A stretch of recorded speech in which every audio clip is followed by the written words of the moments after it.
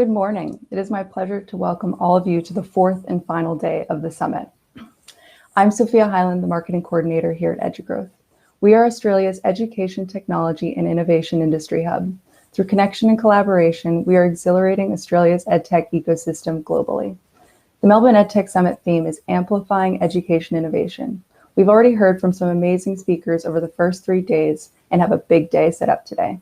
We're lucky to have some amazing speakers sharing their thoughts and insights on the future of education in a digital world. These 80 speakers will contribute 24 hours of live content. Tuesday morning, we had a warm welcome to country from Wurundjeri Elder Diane Kerr.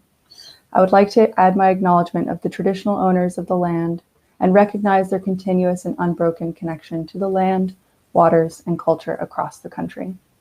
Today, I join you from the traditional land of the Bunurong, Bunwarong, and Woiwurrung people of the Kulin Nation. I extend all our respects to their elders, past, present, and emerging. And I specifically add my respects to all Aboriginal and Torres Strait Islander people present today with us.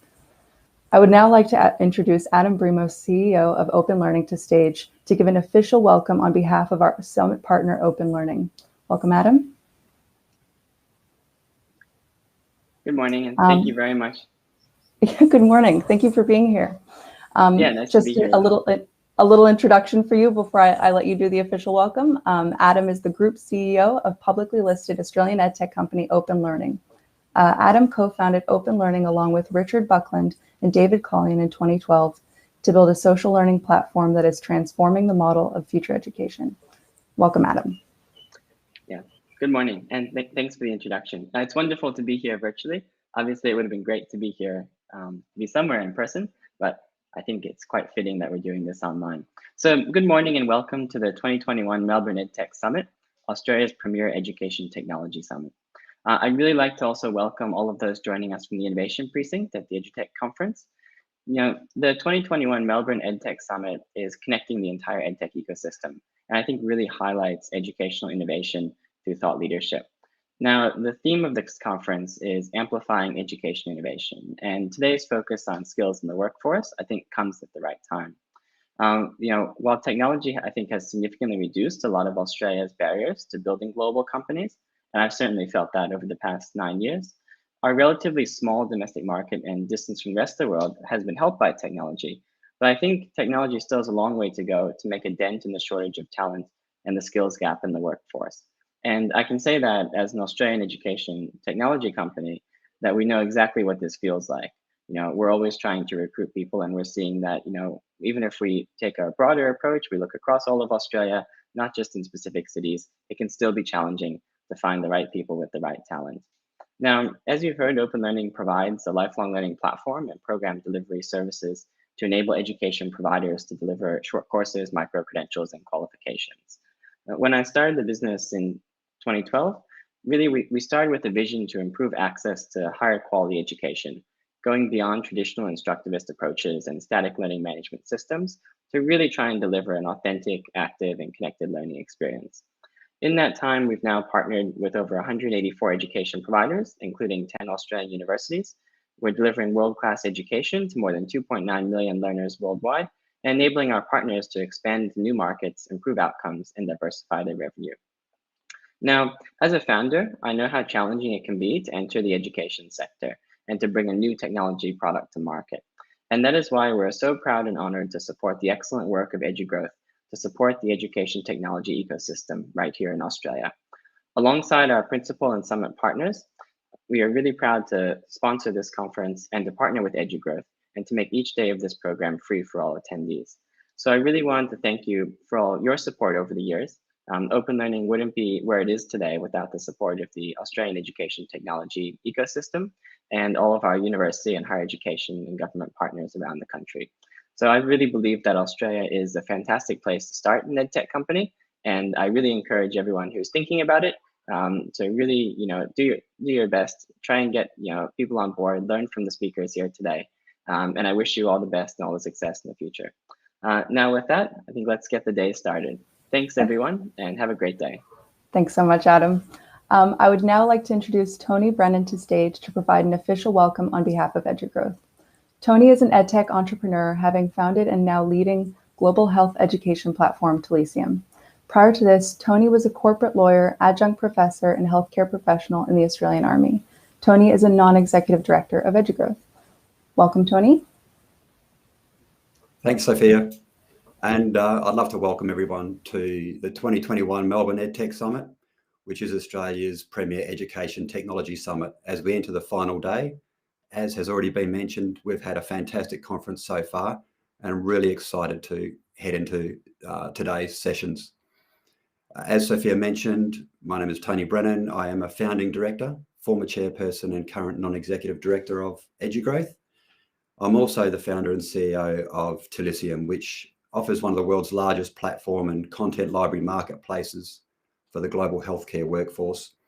Through Telesium, health professionals around the world are accessing courses from the world's most respected and reputable institutions, all with a single login.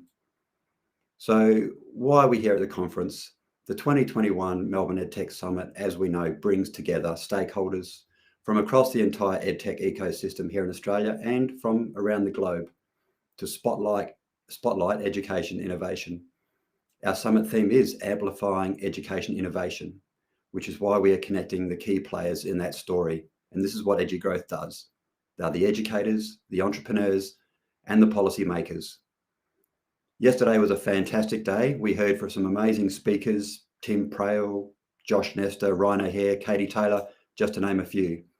This morning's program is focused specifically on the workforce sector with the theme of Visionaries Accelerating Education. Now, by now you have a good idea about EduGrowth, I hope, but for those that haven't heard of us before or don't know what we do, EduGrowth is Australia's education, technology and innovation industry hub. Through connection and collaboration, we accelerate Australia's EdTech ecosystem on a global scale. We are connecting a community of education providers, industry participants, and EdTech entrepreneurs who are all committed to reimagining learning in the digital age. As education transitions to borderless digital delivery, we all know that our diverse ecosystem will impact the future of learning globally from Australia, and we want to be part of that journey. We all know a summit like this, much like innovation we seek and innovate in education, is only possible with the support of some amazing partners.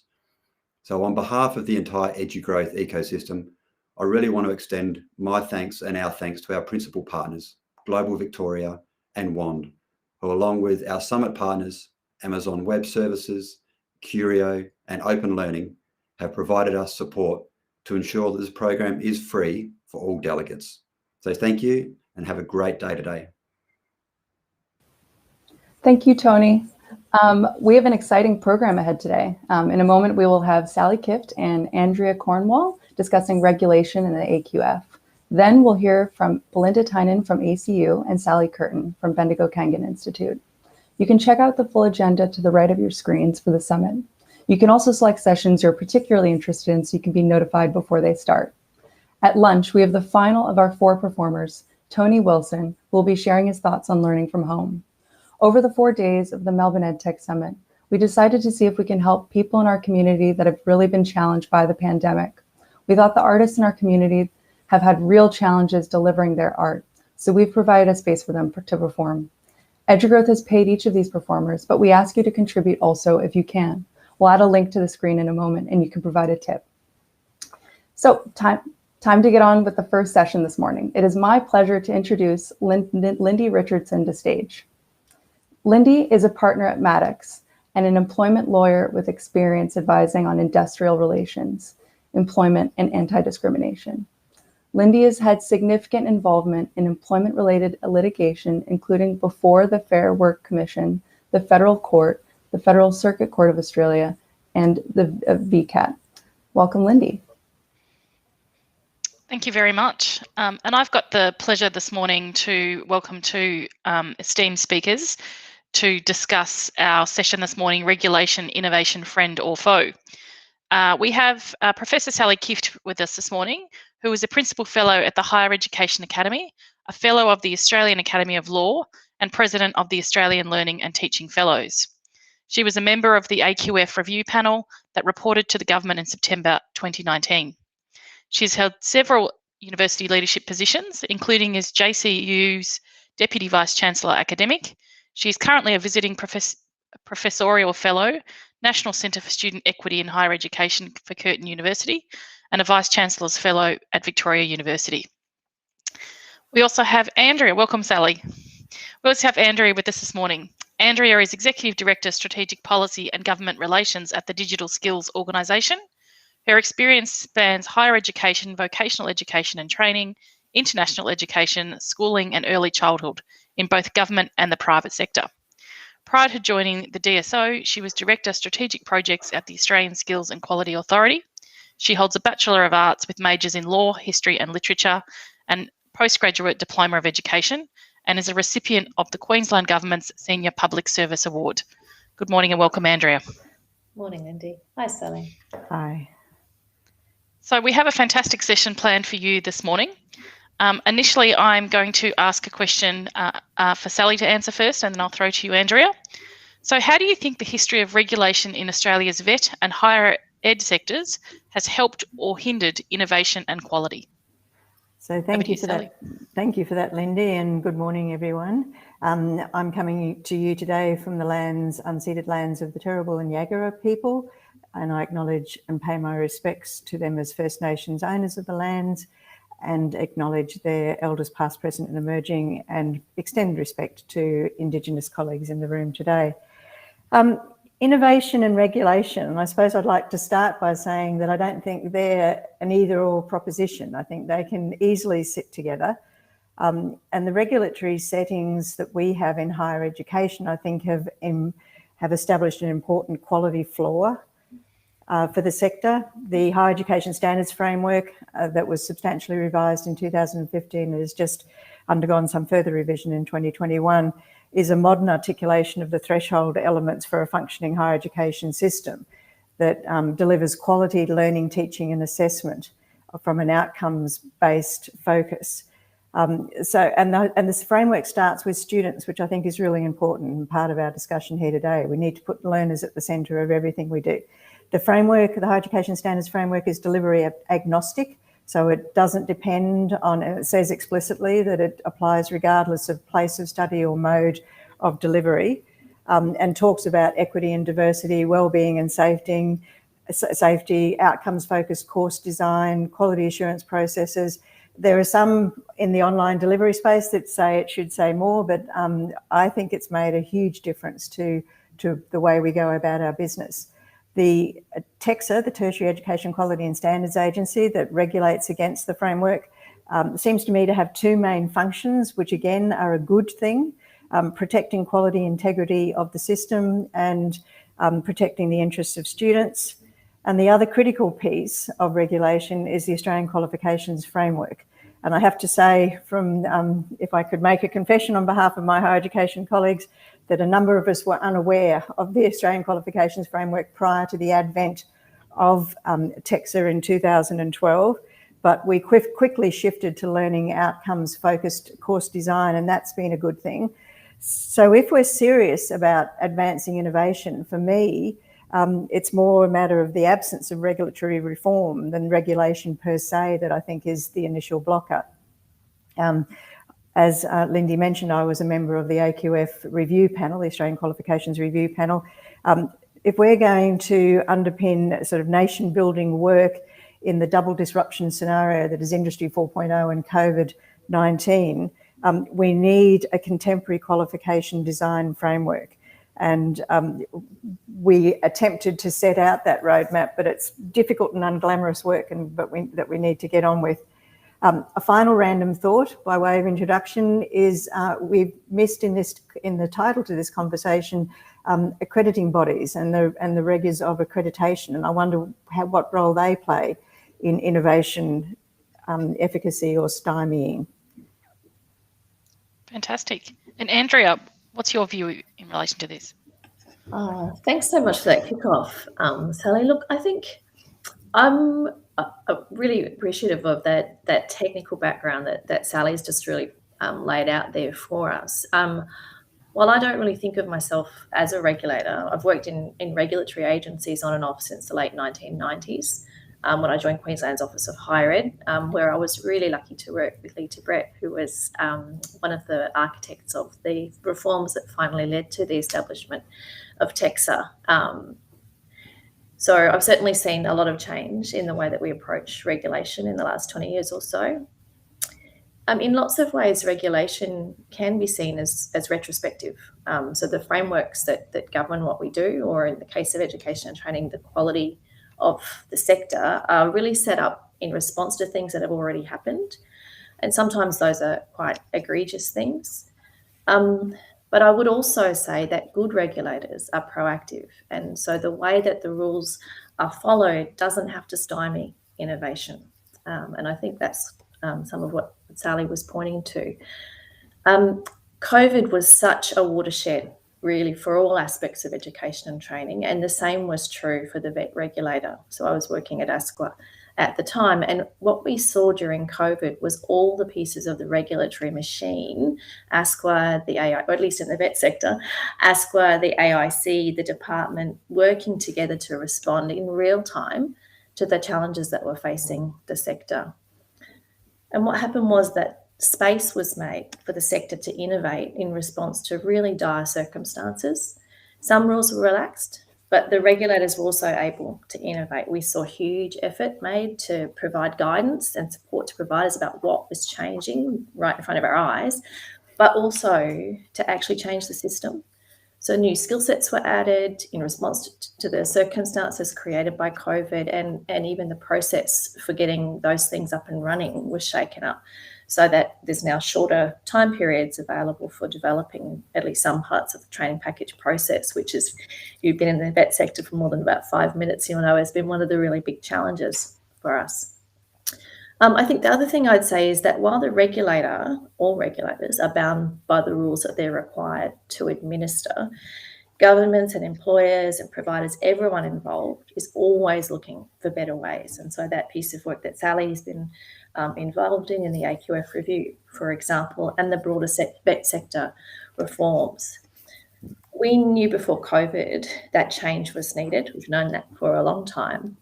But we also saw through COVID what can happen under pressure, that innovation in regulation can really take place. So I think the challenge is how we carry that imperative forward and not lose the momentum that was created. So the skills org trials that I'm obviously part of are just one element of that. We've been established to try new ways of developing and delivering training, but we are a response to pressure points in the system, and in particular to the need for more agile and responsive training that's effective in responding to employer need. And what we do at the Digital Skills Org, in the mining and the health services trials, will see the regulator change and flex in response. And that'll allow us to keep moving forward and doing those things that Sally talked about, keep the focus on ensuring that education and training in Australia keeps evolving and continues to be one of the best systems in the world. Fantastic. I think there's some really good observations that you made there, and certainly I'm in my day job, I'm an employment lawyer. I also hold the position of Maddox's innovation partner. So I was speaking to some students at Melbourne Uni on Wednesday evening, where they're doing an innovation pop-up course, and I was talking about our journey and how our innovation strategy and journey really needed to evolve by necessity during the pandemic. So I think there's some really interesting things to say about what we were forced to do in reaction to something, and how quickly things can happen in an environment like that. So with the recommendations made by the AQF review and the Joyce review and the broader vet reforms underway, we're really at a bit of a crossroads in relation to how qualifications are formulated and fit together. What do you think are some of the most important considerations? Andrea, I might start with you. Sure, happy to. Look, I think one of the key challenges in the sector is the pace of change, and it's such a cliche to say it, but it's true.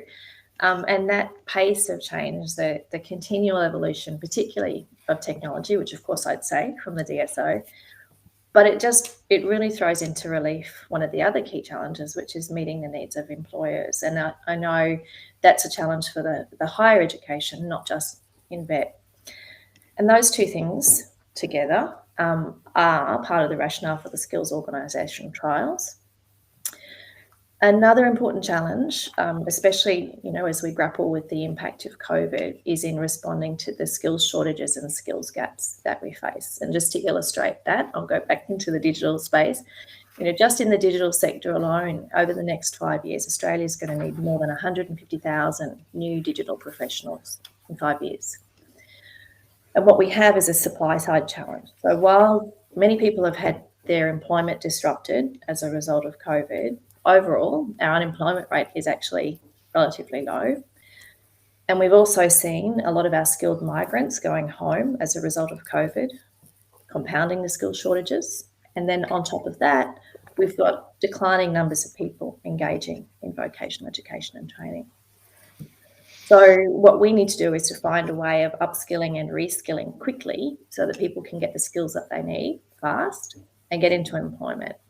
And to do that, we also need to make sure that they're getting the skills that employers need, which means creating a framework that allows that to happen. And, as we all know, it also probably means increasing uses of micro-credentials and short stackable quals, and a focus on the skills that people need to get into industry. So those entry-level skills, employability skills, things like digital literacy, work awareness, and importantly, it means focusing on transferable skills so that as our industry needs change, people can move more easily between jobs, all of which requires changes to the current system and probably to the funding arrangements that support it. So for our part at DSO, we're doing a few things to try and drive that change, like taking a skills-based approach to training, connecting with employers and training providers to trial new ways of doing all of this, as well as working to harness the data that's out there to help us inform what those pathways through work and into employment, through training and into employment look like. So Sally. So thank you for that. And I think what I have to say follows on from that. As Lindy mentioned, there's been an absolute plethora of reviews and no shortage of think tank pieces around this. I think a critical and important consideration going forward is trying to stitch all that together. We've got the Joyce Review for vocational education and training, the Shergold Review for secondary, senior secondary. We've got the Australian Qualifications Framework Review that I was involved in, and critically also the NAPTINE Review on rural, regional and remote education. There were a number of common recommendations across those various pieces of work, mainly around trying to create, or the need to create, a coherent connected tertiary system that ensured that graduates have the knowledge and skills required for future work and social participation. But there are also common themes around the requirement and necessity for quality careers advising, facilitation of recognition of prior learning and prior experience, improved pathways from secondary education, working towards parity of esteem between vocational education and higher education. And underpinning all of this, I think, was the need for a lifelong learning account to enable citizens workers to track, credit and verify their learning so that they can learn, train and reskill as their needs and circumstances change. There's been some call for a national lifelong learning strategy, but which is what we may need to stitch all the various pieces together, because they seem to be heading off in disparate ways. And I'm quite concerned that we won't be able to rein that back in. A critical aspect of this also is flexible entry and exit points. So in my context, in higher education, we could potentially do that by more nested degrees to mitigate the tension between longer formal qualifications and micro-credentials. And I see there's a question in the chat around micro-credentials that we might get to. And I look at what's happening internationally and see us again falling behind. So I don't know whether they'll be able to pull it off, but the rhetoric's all there in the UK about creating a lifetime skills guarantee that provides flexible loan funding for 4 years of post-secondary education and enabling students to, or learners, workers, they're all the same now, to break up their study into segments and transfer credits between what we would call vocational education and higher education and enable more part-time study. So what I think we really want is an integrated, connected tertiary education and skills ecosystem for learners and employers, where equity and opportunity is at the heart of the system and what we do, and also where long-term relationships between education institutions and employers and industry are nurtured. So the learner at the centre. And what does that lifelong learning ecosystem look like? I might leave it there. Great. So how will we support the teaching and learning to deliver the new modes of learning and types of qualifications? And I think one of the participants has asked a similar question there. How do we reach the new cohorts of learners that might not have considered this type of training? Andrew, do you want to take this one? Yeah, sure. I think that's a really good question. It's one of the big challenges, really, and has been for decades, is how do we actually make sure people know what opportunities are available to them. And so we've seen some of those platforms attempted, and we've got, as part of the National Skills Reform, there's been a National Careers Institute established, which will help. States and territories obviously have a really strong interest in trying to drive that skills pipeline, and will play a role in that space.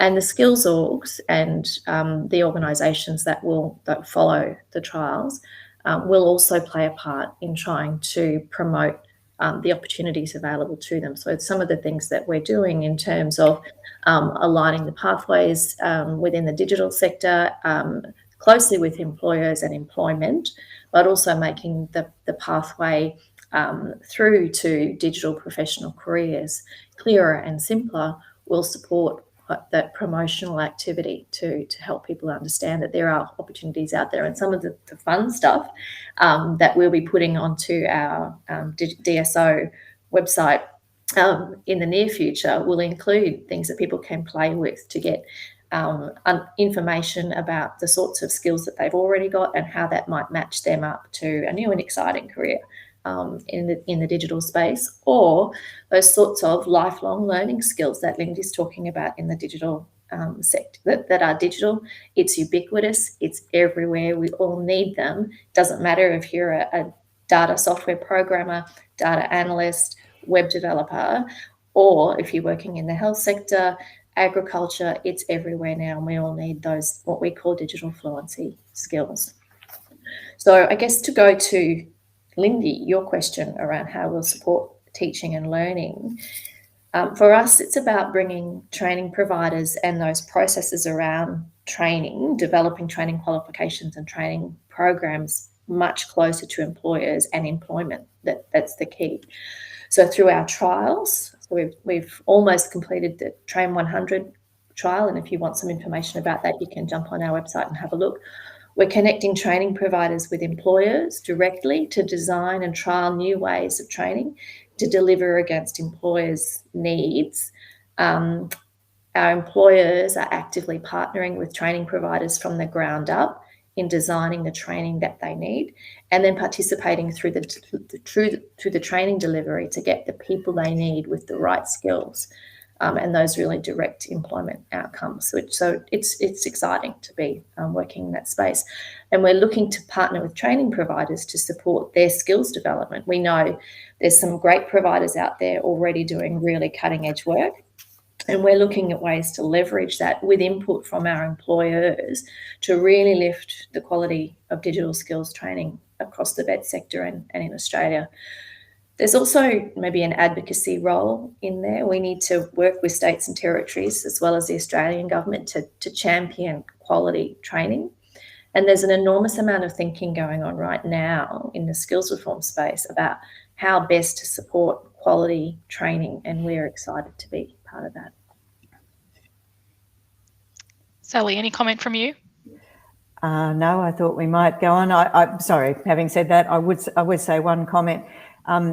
In higher education, I think we must be about the only industry in the nation, if not the world in Australia, that doesn't invest in innovation in its core business. So we had bipartisan support for a large number of years through the Office for Learning and Teaching and its predecessors that funded not even very large amounts, small change, I understand, in Treasury terms, I think it was about 44 million over 4 years by the time it was shutting down, investment in learning and teaching, research and development, essentially. We haven't had that since 2016, and in the latest budget in 2021, the awards for teaching and the teaching and learning and teaching repository, which housed all this publicly funded research, have all been defunded as from next year. So we need investment in that, and higher education is a bit in crisis mode at the moment, trying to manage diminishing budgets and understanding where they're going to get their research funding from.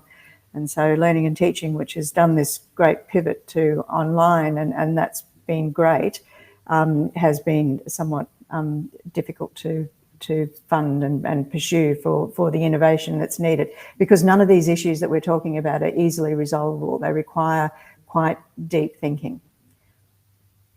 So we've had a few questions about on-the-job learning or engaging with employers, and Andrea and Sally, you've both touched on this.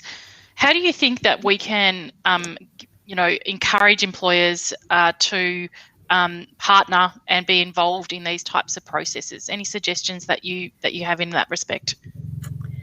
Do you want me to pick that one up, Sally, just to start with at least? Look, I think, so again, for the Digital Skills Organisation, that's one of the key things that we are trialling and trying to experimenting with. Again, in the vet sector especially, this is something that has been a long-standing challenge. There are some components, and this is true in higher ed sector too, Sally, isn't it? There are some qualifications and programs, apprenticeships and traineeships, for example, in vet, that are deeply embedded in the workplace, and you would never dream of doing those without that on-the-job work integrated training. In other qualifications areas, it's a bit more of a challenge to directly engage employers with the training. We're tackling that by making the employers the central focus of the work that we do, and deliberately focusing with them to meet their direct skills needs, and bringing them into that whole development process, as well as providing opportunities for students throughout. But we've got lots to learn, and there will be plenty of other opportunities for us to experiment with that as we work our way through the trials. And may I just add to that? I think part of this also is articulating what that lifelong learning ecosystem actually looks like, because I think we're all dancing in the dark around this to a large extent at the moment. It seems, and the government's own department says, that 90% of jobs for the next foreseeable period, 4 or 5 years, will require an initial formal qualification, to which I might also add, and perhaps an industry qualification. So if you're working in Google or want a Google certificate or whatever, that's an entry-level qualification. That's what we're talking about.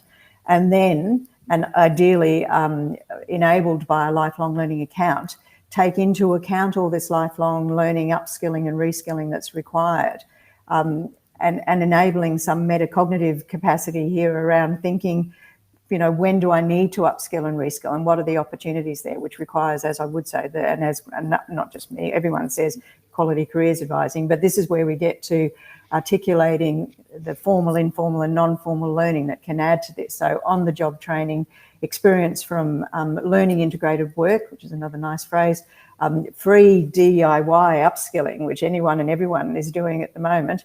I've had a DVC academic colleague, Deputy Vice-Chancellor academic colleague, who watched a YouTube video to learn how to cut her hair in lockdown and thinks she might have failed that particular exercise. And short courses and micro-credentials, but how these things are aggregated and what it looks like from the learner's perspective to enable engagement in meaningful work.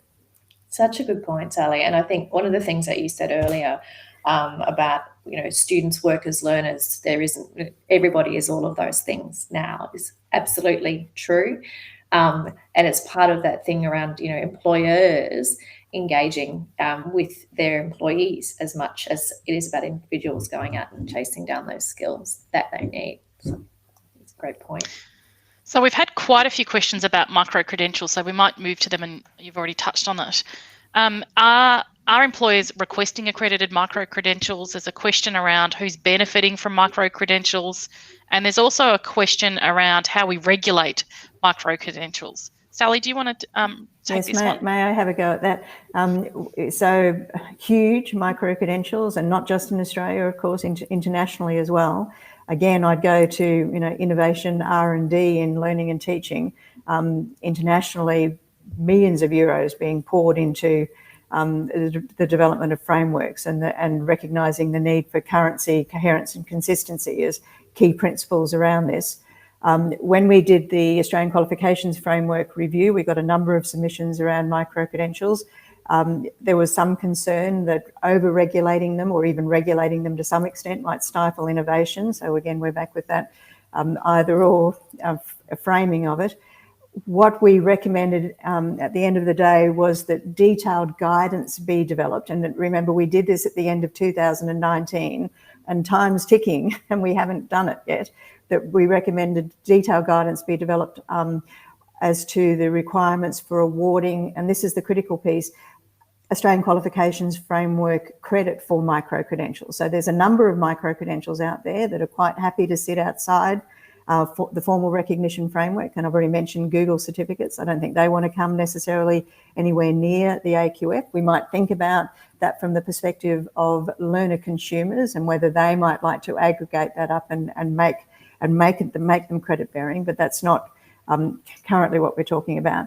But if claims are made that a particular short course could be aggregated or stacked into a formal qualification, then that's when I think the regulator has to take some interest, and we need some guidance around what that is. That's not an unknown quality. There's a quantity. There's, again, considerable guidance for the guidance internationally.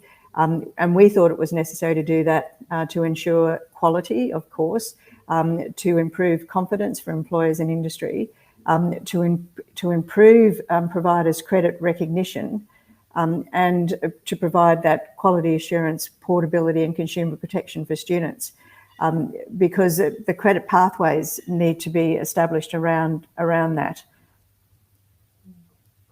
Great. And Andrea, any comment from you? Oh, look, I think Sally's given us a really comprehensive response.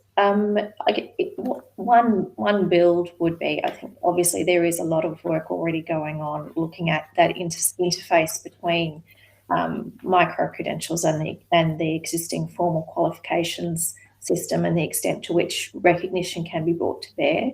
In the vet sector, there are arguably already ways for some of micro-credentials of different forms to occur. People can complete a single unit of competency, for example, and obtain a statement of attainment, which has, kudos and recognition depending on the unit of competency. There is, work being undertaken in terms of the micro-credentialing framework that the Commonwealth Government is looking at, and we are, as part of our trials, looking at the place that some of those shorter forms of study and training would have, both within the broader training ecosystem and also potentially within the qualifications framework. So some of the stuff that we're looking at in terms of assessment only, vet's done recognition of prior learning for years. Sally's hairdresser, who's gone off and done Fail. being hairdresser. Those sorts of things are skills that people can bring and can have assessed. We're looking at how do we improve that capacity within at least the digital skills sector, so that the things that people are learning, whether it's in some kind of badged credential or they've learned it somewhere else, can be recognised. And that also then, of course, builds to Sally's other point about the importance of lifelong learning and the mechanisms that we might like to put in place to facilitate that. And might I just add, Lindy, on top of that, I've just been reminded by that very good response. Also, we need to establish some common credit currency, around this. So if learners want to take their portable, stackable, ostensibly micro-credential, how does it translate across different sectors, across different institutions, across private providers and others? So I understand, and I'm just an observer in this, that the government has funded micro-credential marketplace being developed, and also a platform for learning credentials. Again, it seems we've sort of put the technology horse before the cart before the horse, because we don't have the particular guidance around what that is. And so there's a number of other infrastructure pieces, I think, that probably need to be put in place there. Fantastic. We've just got a few minutes left before the next session. So can I ask that you both take a moment to reflect? What do you think are the most exciting opportunities in this space? Sally, do you want to start? Well, if we can get that lifelong learning ecosystem humming, and the credit recognition and pathways, as all the reviews have recommended, if we can get that in place equitably for all learners, regions, regardless of background, experience, then it's an exciting future for Australia. It must be the case that fairness and prosperity proceed hand in hand. The work of the National Careers Institute, I think, is critical in this. All of this, to a large extent, depends on Quality Careers advising, and not at the end of grade 12. Right from the beginning, before pathways are locked in. And if we could imbue a national culture of lifelong learning, and UNESCO has started to speak of lifelong learning as a human right. There's a movement in the Linda, you'll like this. There's a movement in the UK talking about it as potentially a statutory right. I mean, that's how fundamental it is to productivity and prosperity. And so they talk about persons learning anytime, anywhere, learning enabled for anyone about anything, and learning societies and learning institutions, and lifelong learning being rooted in the labour market, which means re-engineering and revitalising workplace learning. I think that's an aspiration we could probably all sign up for. I'm not suggesting that it's a regulatory bed of roses or an easy fix, but it's the difficult and unglamorous work I think we need to get on with. And Andrea, any final reflections from you? That is such a hard one to follow. I love Sally's aspirations, and I think that point around the UNESCO and human rights is a fantastic one. That extension from access to primary education right through is fundamental. My wish list was a little bit more prosaic, I have to admit. For me, in the space that we're playing in at the moment, in the skills reform space, it's definitely about the opportunity to develop new types of qualifications that really respond to what employers need, and experiment with new ways of assessing and understanding skills and having those recognised, so that people have that recognition, but are also, fundamentally connecting into those employment opportunities out there. And I guess some of those other, again, architectural components around making sure that we are getting products out there quickly. We're grappling with the challenge of speed to market and how you maintain a quality education and training system at the same time. And I know some of the questions that we haven't had a chance to get to, but how do you keep pace with and adjust in response to changing skill needs, and maintain a quality education and training system? We need, it's critical, we need a skilled population that has the skills that will help us meet the challenges the significant challenges we're going to face in the next 10, 15, 20 years. So I think those things about how do we build the system, which I guess Sally got to as well, but from a slightly more aspirational perspective, those things are the things that I'm really excited about. Fantastic. Well, thank you to our panel this morning, Sally and Andrea. I think there's a lot of things that I certainly will take away and reflect on this. Thank you for the questions that we've got, really fantastic feedback and questions, which I think means that the panel has had some very interesting things to say. Thanks very much. Thank you. Thanks so much. That was awesome. Thank you. What a great session. Thanks, Lindy and Sally and Andrea. We now move to your hearing about the talent and the role of universities and vet providers working together to build the workforce of the future. This session is being chaired by Claire Field. Claire provides strategic advice on vet, international education, and private higher education to providers, investors, and other tertiary education stakeholders. She has a weekly column in Campus Morning Mail and offers a subscription service providing expert insights on the Australian tertiary sector. Welcome, Claire. Thank you very much, and thank you for the opportunity to engage with two fabulous women from the vet and higher education sector to talk about skills for the future and the war for talent. Before we start, I'd like to acknowledge first the Gadigal people as the traditional custodians of the land which I'm joining you from today, and I pay my respect to their elders and extend that respect to all Aboriginal and Torres Strait Islander people joining us at the summit. So it's my great pleasure to welcome and introduce Professor Belinda Tynan, who is the Australian Catholic University's new provost. She started back in February. Previously, she was at RMIT, where she was the Deputy Vice-Chancellor, Education and Vice President. She's also been a director of RMIT Online. Prior to that, she's had senior positions at the Open University in the United Kingdom, as well as at the University of Southern Queensland. Joining us on the panel is Sally Curtin. Sally is an accomplished public sector senior executive with significant experience in leading transformational change across both state and local government. She's currently the Chief Executive of Bendigo Kangan Institute in Victoria, and prior to that, she's led organisational and operational changes with diverse and complex public sector agencies. And I learned just this morning that she also has a background in environmental health, which is kind of important when you're leading an organisation through a global pandemic. Welcome to both of you, and thank you very much for making time available for us today. Now, I should say, I saw there's a lot of questions in the last session. As soon as these fabulous women start talking, get your questions coming, because I had my vaccination yesterday. I feel like I've been run over by a bus, and I may not have the best. I've got a few questions tucked up my sleeve, but I may run out of steam. So think about what your questions are and what you'd like to be asking, and fire up on the keyboards.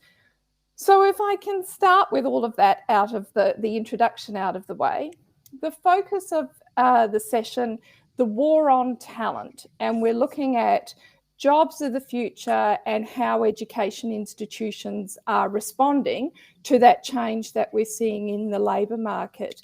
And I wondered if you could both share some of the changes that you've seen in your institutions.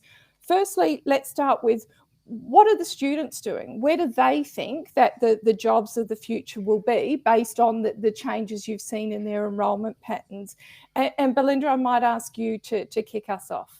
Oh, look, thank you, Claire. Really appreciate it. And isn't it great to be on an all-woman panel? It's like really unusual and fantastic. Go girls. Look, I'd probably start with having moved to a new institution just this year, and it's a very much I guess a specialised or quite a focused institution, if you wanted to use those terms. And so we've been really oversubscribed from our students in particular areas which we're strong in anyway. So that includes things like nursing, education, law, allied health. We have seen a dip in arts and business areas and humanities, I guess. And I think that's likely to be, part of the impact that we've seen around the changes to how the federal government is funding those areas and the student fees attached to that. Obviously, with the international students not being here, our business studies areas have really suffered from that. And also some of the master's areas have as well. We found that our masters in sort of cybersecurity and those sorts of areas, etc., seem to attract more of an international market than a domestic market. Although I would say that the short courses, which were part of the package that the federal government sort of put out with us last year, and we've had a second year of that, we have seen some growth in those short courses, although interestingly, not necessarily always completion. So there might be a trend happening there, although it might be a bit too early for us to see. We need more time to analyse that. That there could be people who are taking bits that they want rather than the entire piece, or they've gone back to work and they're getting jobs. So there's still sort of work for us to do. But that's just a quick insight to what's happening for us. Oh, no, that's really interesting. So you've got some who are flocking more to the traditional kind of courses, teaching and nursing, as well as others. And then you've got the interplay of the government funding changes. And I do think the short course piece is interesting. We might come to another question on that in a minute. But yes, with the labour market being as strong as it has been, certainly before the Sydney and New South Wales lockdown, have people gone to do a bit of a course thinking that they'll need it, but actually there's a job there for them, and so they're moving into that. I wonder, Sally, can you talk to us from a TAFE perspective? What is it that you've seen? Where are students looking as in their enrolment patterns changing? Sure. Thank you, Claire, and good morning, Belinda. I'll commence by acknowledging on the land of the Bunurong people too. Thank you. Yeah, we've noticed some significant changes. I think those that have been really popular historically, so 18, 19, health is huge. Just as Belinda called out, nursing would be the most popular. And so that continues to be the case. Other courses that were really popular in 2018-19 that we're seeing a significant decline in is around hospitality and tourism. So that's a significant reduction since then. Trades are incredibly popular and remain so. There's huge incentives. There's a big build happening here in Victoria that's incentivising the whole scheme, I think. So huge demand for trades. What I'd say is some of the universal skill sets now, I think we're seeing some shift in some of those. And so all of a sudden a core skill set for every worker is infection control. And so there's been free skill sets available right across Australia for people to upskill into in this. So, you know, it's just interesting to see how that's playing out. Through COVID, we were in a lucrative position to be able to support the Victorian government to deliver skills for Victoria, working for Victoria. So these were bite-sized skills that was designed particularly to help people who were displaced through COVID. So their work was changed and to reskill into other areas. So we provided the platform very quickly, 5 days notice, I think it was, to then spin up some new short courses. So a bit like Belinda, vocational education is incredibly adaptive. We've shown this through the pandemic. What we're seeing equally, just going back to the trades, is that I guess the skills that we're growing need to adapt to renewable energy. So we're seeing it's not just that the courses have continued, it's just that the technologies that we're teaching in and training in is shifting too. So it's constantly evolving. Yes, a huge demand on the two institutions and two types of institutions. And I think you've both really eloquently summed up. There's a combination of students looking at where are the jobs, not really in hospitality, definitely in health, the role that different government funding incentives have played in both sectors, and that grasping of those short course opportunities. And then there's the challenges of how you've been teaching has changed, international students who had a preference for certain courses, and what you teach, right? The green economy, et cetera, et cetera. So nothing if not complex. And again, take my hat off to you for the work that you do trying to manage all of that and adapt and change. Now, Sally, it's obviously not just student demand, and you've touched on that. It's the changing needs of industry and I guess for an institution, trying to understand what talent it is that they need as their work changes. You're very fortunate. I don't think you're on site today. You're working from home as we all are, but your institution is based right in the middle of a tech hub. Can you share your insights about what employers are seeking and how your institution is meeting those needs? Yeah, happy to. Thanks, Claire. Yes, we're located in Cremorne. So there's this little sort of 2 by 2, maybe 1 by 1 kilometre pocket in Richmond in Victoria. And I'm advised potentially it has the highest concentration of tech talent in the world. So there are a number of the unicorns in there. So car sales, realestate.com, Domain, they're all in this highly concentrated location, and smack bang in the middle is our Kangan campus. So we've repositioned our campus. It's always sort of met the needs of its local neighbours. So it was very strong in the rag trade historically. It was a manufacturing area. And so we've converted our campus to be a creative and digital skills hub to really meet the needs of our neighbours. And part of what we've done is really talking to our neighbours there to find out what are their skills needs. And they've got they talk about the war for talent perhaps best, where they are poaching each other's talent constantly, and they see that's perhaps of limited effect. So they're very keen to create a pipeline and really look to what is a new option, I guess, that will meet their needs, particularly entry level. And so whether it's a traineeship or the like, but we're working with them and the Digital Skills Organisation. I could see someone from Digital Skills was just on the earlier session to really pilot and trial a new solution to meet the needs of these tech firms.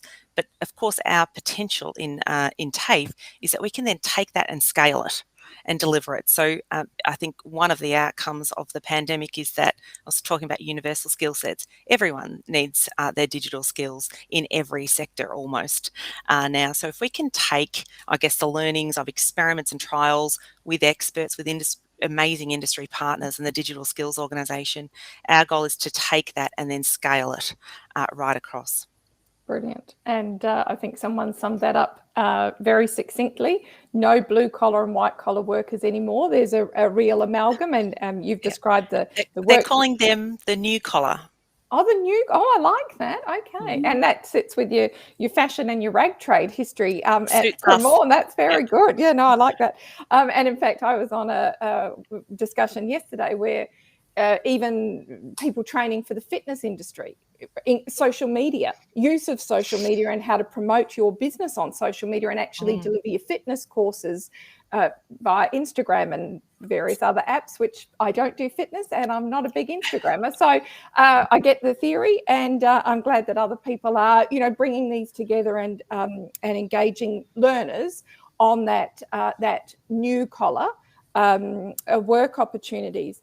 And now, Belinda, turning to the higher education sector, we've got $900 million from the Commonwealth Government, the National Priorities and Industry Linkages Fund, and that's designed to do a bit more of what Kangan's naturally situated to be doing, more work integrated learning and stronger ties between employers and universities.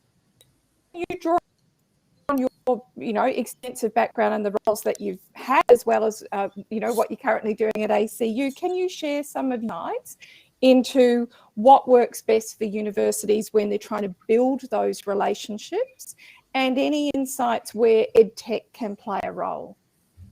Oh, look, it's such a good question, and it's a really vexing question as well. And I probably build a bit on what Sally just said a moment ago, because she talked about the notion of context, and when you're in a context and what surrounds you and how you play into that community. And I think you'll find that many universities and higher education providers, situated all the way around Australia in different places and contexts, and it really matters then to the kinds of impacts that you can have in terms of enriching the lives around you. And I think that's a really important thing, that the NPILF and all that sort of work integrated learning and industry sort of input into universities, I think it's all about impact, what people are trying to do. The other thing I've observed in this space is that it's really important within those contexts to find like-minded partners. You're looking for people who are probably going to be playing to your strength areas, and playing to those strengths again for a purpose and for a reason that has mutual benefits or mutual outcomes. So that idea of like-minded partners, having strength areas, context really matters. And then it's the outcomes piece, because I think this is where the government is really looking for universities to really lead out of the block a little bit more around the kinds of outcomes that can matter to everything that sits around us, whether it's in the community, it's in our society, or it's through innovation and it's through new inventions, etc. there are lots of ways to work with industry. And I think sometimes we can look at it quite narrowly and think, oh, it's all about internships, or it's all about, companies coming into classrooms and doing things, etc. It's a whole range of things, which we obviously all would know. It's research. It's research and development with companies. It's like what Sally's doing. It's providing the workforces of the future. It's about problem solving. It's about nano projects. It's about engagement, and engagement more broadly into those communities, as I said before. It could also be about the curriculum. And, like many universities, ACU is embedding a whole pile of industry certifications, lots of them that we're all familiar with, like the Microsoft, architect certifications and the Cisco certifications to ensure that our graduates, when they leave us, are ready for the professions that they want to go in. There's also joint ventures, and many universities are working with industries in that way as well. There are advisory boards, that sort of inform the disciplines and have for some time. And I think what the challenges are here for industry and for the sector are that the cultures and behaviours between the two sometimes don't always work as well together as we'd like them to be. Not every academic, for example, is great at having a sit-down, practical, pragmatic, straightforward conversation with industry.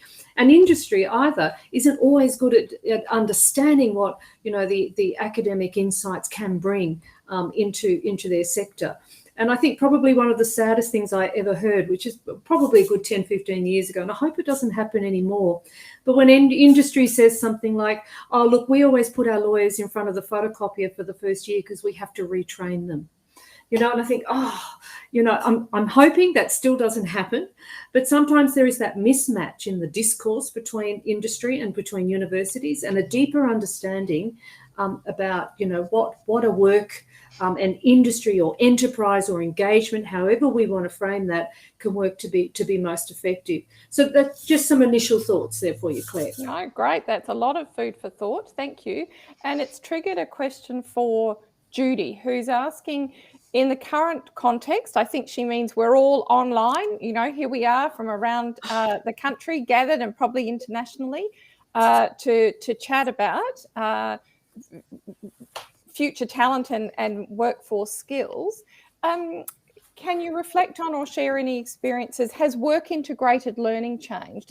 It's now no longer bound by geography? This is something that your institutions are able to work more with students doing their work placements at a distance from you. Is that happening? Are you seeing trends there? I might go Belinda and then Sally. Of course, yes. I think that, the world has probably irrevocably changed from what has occurred and is still occurring around us today, and will probably for some time to come. Our students are doing virtual placements, virtual problem solving. They're working with international companies, local companies. And of course, many of our allied health and health students are actually out there on the front line, as well as are some of our teachers. And our teachers are teaching remotely to school students with classes as well. So there's a real mix here in terms of how various industries are now adapting and are doing things they didn't think were possible before. So yes, there is more and different than what we've had before. Brilliant. And Sally?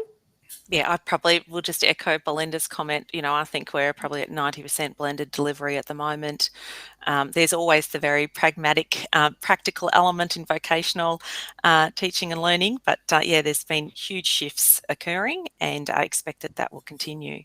And just in line with that, it really has one of the amazing partnerships we have the Automotive Centre of Excellence, which perhaps is Australia's best practice in auto vocational education and training, and we have been engaging with Gujarat in India, Suzuki Marathi in India, and they've been replicating our model of teaching and learning here in Docklands in Melbourne in India. And so, like you say, the geography is not necessarily the driver, and the technology is enabling huge amounts of sharing, not just nationally, but internationally. Brilliant. I love it. And we've got another question come in, which I think has vexed the vet sector as long as I've been in it. I'm going to come to higher education in a minute. But the notion that most businesses in Australia are SMEs. It's not without its challenges to engage big business, and I think you've described that, but actually it's big, it's large, it's visible, and it has staff within it who can divert some of their attention from their day-to-day work to do that engagement piece if they're so disposed. Sally, I'm going to start with you. Can you talk about how to engage with SMEs in I love it, the learning agenda, and then Belinda, I'm going to come to you. Yeah, I guess where we do this particularly well is through our apprenticeship model. So we have some amazing, again, technology now, where we have portal for the employer, portal for the student and the teacher. And so the relationship is every day, the engagement between the employer, the student and the teacher. So I feel like the technology is enabling a different type of relationship. But by and large, these are small businesses who we're dealing with. So I think there's some really good examples of where we're doing that. I probably wanted to pick up, I wasn't sure what triggered the question, if it was perhaps some of the conversation about what's driving our work, for example, in Cremorne, which is big business. I think there is, I think we have to go where the capability and the very strong capability and experience is. And in this instance, where there is a digital divide, they seem to have the answer and the most amazing tech capability in such a concentrated space. We really see that as the opportunity to take that and really democratise it, because all small business will need those skills equally. So it's perhaps it's not one or the other. We need to lead on big business industry to help and then deliver that at scale for everyone. Love it. And what about at the university level, Belinda?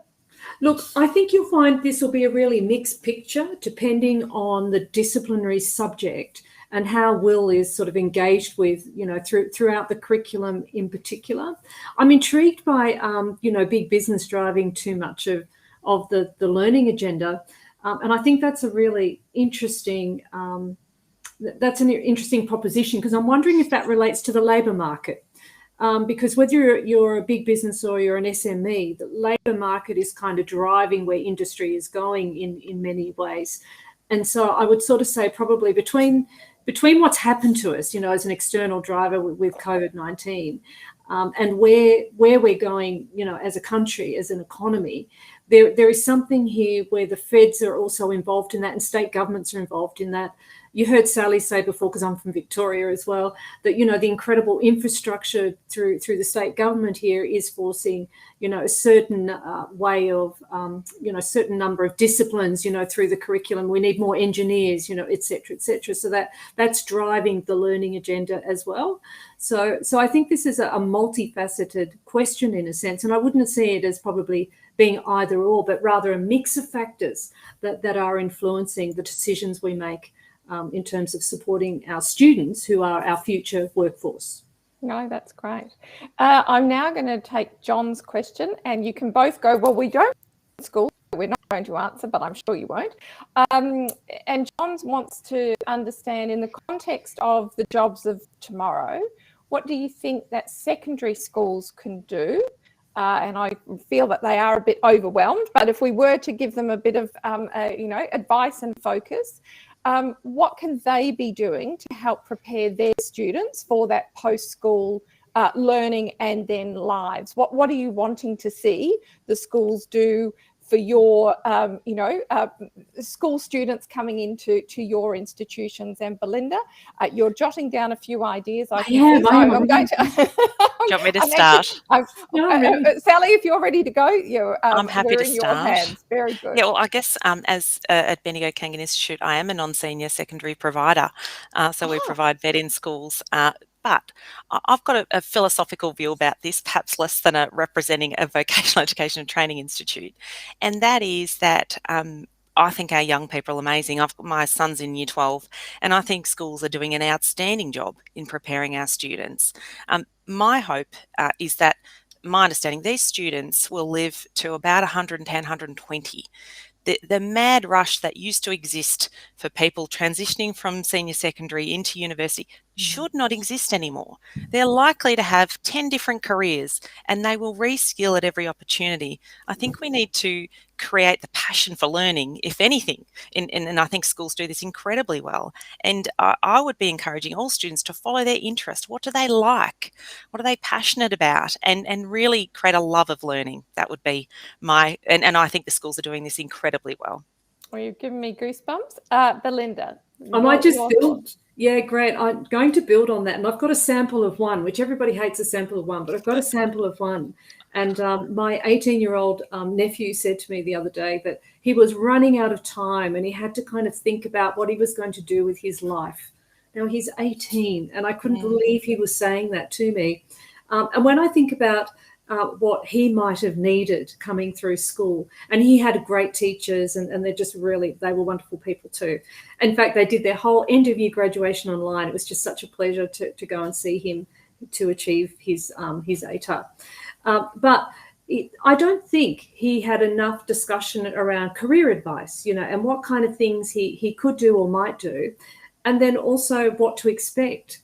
And so having really unrealistic expectations about what the next step was going to be. And he did start a TAFE course, actually, but he's now since dropped out of that one. And now he's got a debt for that because he's not going to continue, which makes it really hard because he kind of chose the wrong thing, but he thought he was choosing the right thing.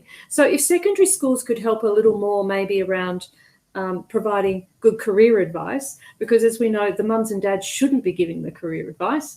And I think that would help too.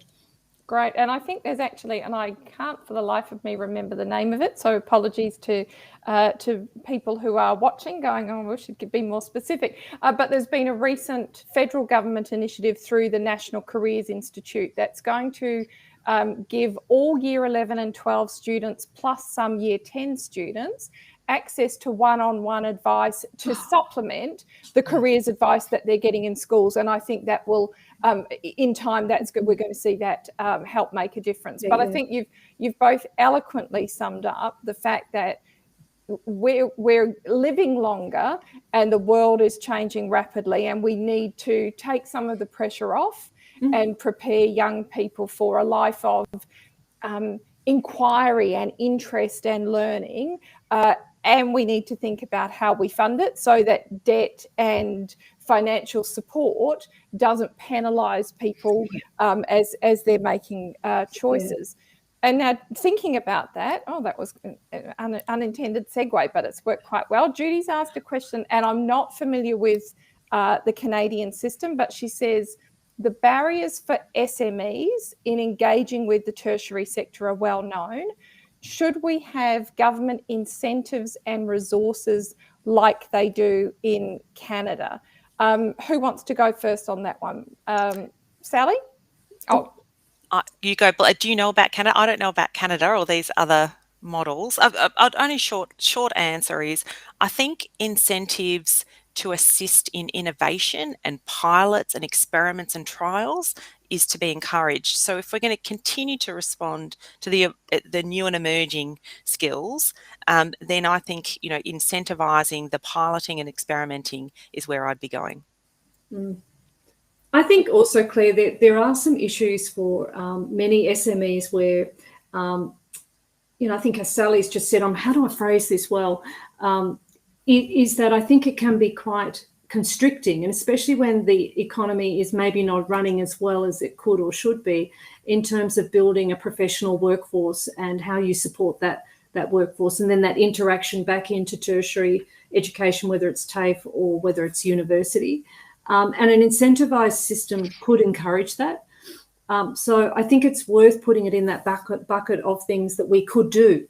Like there could be tax breaks, for example. There could be a range of things, or like what the UK has done, where every business has a certain amount of money that has to go into a pot for professional development. I think there are probably things that could be more deliberate and more purposeful. And whether or not we're at a maturity stage around that yet, I'm not sure as a country. No, and I think the UK are rethinking. I think they are too, actually. That's right. Sure they had an initial good take up, but I think that's plateaued. And so we do need to, I guess, look outwards as well as think about the way that incentives might be applied. Now, another question that I have for you, which I guess you touched on when you were talking about the enrolment changes that you've seen with your students in the last couple of years in response to COVID. And I don't want to put this in an either or. Is it full qualifications or is it short courses and micro credentials? But I wonder if you could unpack a bit for us. Where do you see the future for those short courses and micro credentials? I mean, I understand the world is changing rapidly. You know, we're not going to hold you to it. I think then I was speaking to the National Skills Commissioner yesterday, and he said forecasting is like doing the weather forecast, right? You can get a range of data and factors, and you can give guidance on what you think is going to happen, but you can't guarantee. I think the example he used was that will start raining at 1 p.m. In Melbourne on Saturday. So bearing in mind that we won't hold you precisely to exactly your crystal ball gazing, just if you wouldn't mind talking us through the growing interest in those short courses and micro credentials. And I think, Belinda, you talked about stacking them within some of your qualifications. We've had government support for them, certainly in both sectors.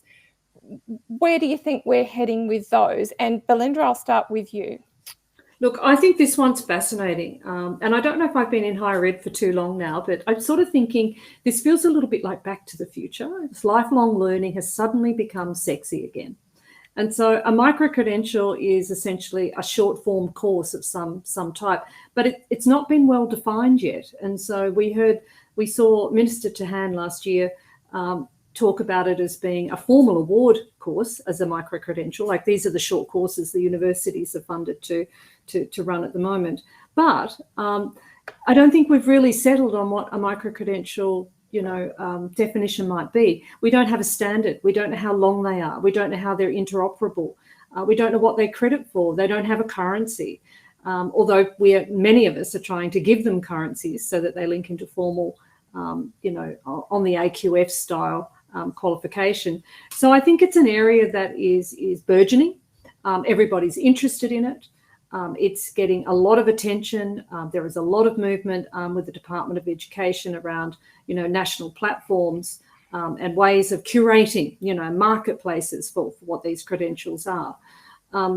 So I think there's something interesting here for us. And I think that over the next few years, we'll see things continue to get more organised. But what I find interesting is just this disorganisation and the messiness of it at the moment, which I think makes it quite difficult for the unsuspecting learner who doesn't really know what they're getting. Is a micro-credential for 150 hours the same as a micro-credential for 4 hours? And I've seen both out there in the marketplace. One costs $3,000 and the other one costs $250. So what do these things mean, and what do they give you? And what can employers expect from people who have these things if there isn't a standard? One thing I've always admired about VET is, and although, it's quite vexing that the training packages, there is a set of standards that sit behind that, and everybody understands what they mean and what employers sort of believe they think they mean as well. So I think we've got a way to go yet to build enough trust in the space, but I love it that our sectors are innovating and they're beginning to think like this about stacking and unstacking and using these languages which once before might have been just called modules or modular, and breaking things apart to make them more accessible. I don't know, I might just leave it at that and see what Sally's got to say and what she thinks about it. We're in your hands, Sally. Is it easier in VET? What do you think? Well, I think from a starting point, my personal view is careers begin with great vocations, and I think then the short courses or micro-credentialing are things that support you in your career to reskill, reposition, meet new advances. So I don't want to take away, and particularly if there are young people listening, I do think good foundational, applied or academic skills are really important. I'm not sure how many people are building a career off a suite of micro credentials. So that's probably a starting point. Although I stand to be corrected, of course. But I do think, even in our most traditional of courses, our trades, the requirements, one of the biggest growth courses we've had at our TAFE in the last 12 months is working safely with solar. So every electrician or anyone working on a roof in Victoria needs to have done that course. So that's a day And so I just think there's going to continue to be. I think we've always done it. I think it'll continue to grow, and it supports good careers, and it's really supports. It comes into its own in the reskilling and upskilling, in my mind. Yeah, I completely agree. Now, we've had a few questions about the AQF, and I'm going to suggest they probably should have been in the earlier session when we actually had one of the AQF reviewer as one of the panelists. Does the AQF need to recognise micro-credentials? Because I'm not sure if either of you recall, but the AQF review recommended not recognising them because they felt it would stifle innovation. And yet, I think what we've seen in the development of, oh, that's all right, we've got a bit of working from home noise. That's yeah, okay. that's a front door. Oh dear, no, that's my daily dopamine hit of shopping arriving or something like that. Sorry, everyone. No, that's entirely fine. That's all good. So we had a recommendation not to embed them in the AQF at this point. And I think there's some valid reasons for that, and you've just described that. But on the other hand, it makes it challenging for institutions without having that framework that they can draw on. And I think, again, it's a Commonwealth Government initiative, the new micro-credential marketplace that they've engaged UAC, who handle the university admissions in New South Wales and the ACT to develop, to, I guess, gather information on which institutions are recognising which micro-credentials for which towards as credit towards which particular degrees. I think it's a huge challenge. I'm super happy someone's doing it and not me. And I think in a way that might be a de facto response, which will provide some guidance. And I think taking Belinda's point that there have been, I've just lost you in the darkness, Belinda. There you go, that's better. That, different size micro-credentials, it is not one size fits all. I mean, in VET, we've kind of got units of competency and skill sets, which we can but even they are quite different. So we've got a few other questions which, have disappeared partly off my screen. That's no good, but I can recall them, which really went to the notion of a lifelong learning account. I think responding, Belinda, to your comment about your nephew. We've had someone who remembers the sector far back as I do. In the VET sector, we did used to have a national training levy. It was dreadfully misused. And so, thank you. There's the helpful people behind the scenes pulling up some of the questions. So it was misused and put to one side, and really, other than incentives around apprenticeships, the Commonwealth has tended to stay out of this and gone for loans instead. And then we did have that question, which was, well, when we think about how we fund and run our health system, in a way, is that something that could guide us into education? So that's a very clumsy ramble through a question which is, ladies, what do you think about a lifelong learning account as an option or a funding model to help people as they continue on with their learning to their 120? I think it's a wonderful idea. I think it's a great idea, and wouldn't it be a sign of like a really advanced country that they would do something like that they would feel that they can support their population through a lifelong learning account? That would be quite exciting, and that your taxes would go towards that to support people to do it. I think that's a wonderful idea. No idea how we'd do it, but I like it. I like it. Sally, your sense of things? Yeah, well, I'm not sure about whether there's any moves from government to do such a thing, but there is an amazing startup here in Victoria called My Career Capital, which is effectively you running your own learning account and your own lifelong learning and capturing it as you go. And it's not just about the formal and, in the institutions, but it's on the job. and in person. So I do think for all of us to sort of take note of the things that we're learning and capturing them, I think it really can support, your options, your prosperity, so really can support your future. Brilliant, and that's one I didn't know, so I have to go and research that when we're off the session. But I seem to spend my life at conferences. I was at a conference on Monday, and Professor Alison Wolfe from the UK was speaking, and she's doing some work helping the UK government think about a lifelong learning account, because thinking back to training guarantee levies, etc., which were misused, I'd been a bit nervous that if we gave everybody account, we could have a replication of what we'd seen in the vet sector some years ago with the misuse of vet fee help, encourage people to rack up loans, or in this case, draw down on their account. And one of the elements that she described, which I thought was particularly interesting, was it would be an equivalent amount to 4 years of full-time university education, but you could use it for a range of things.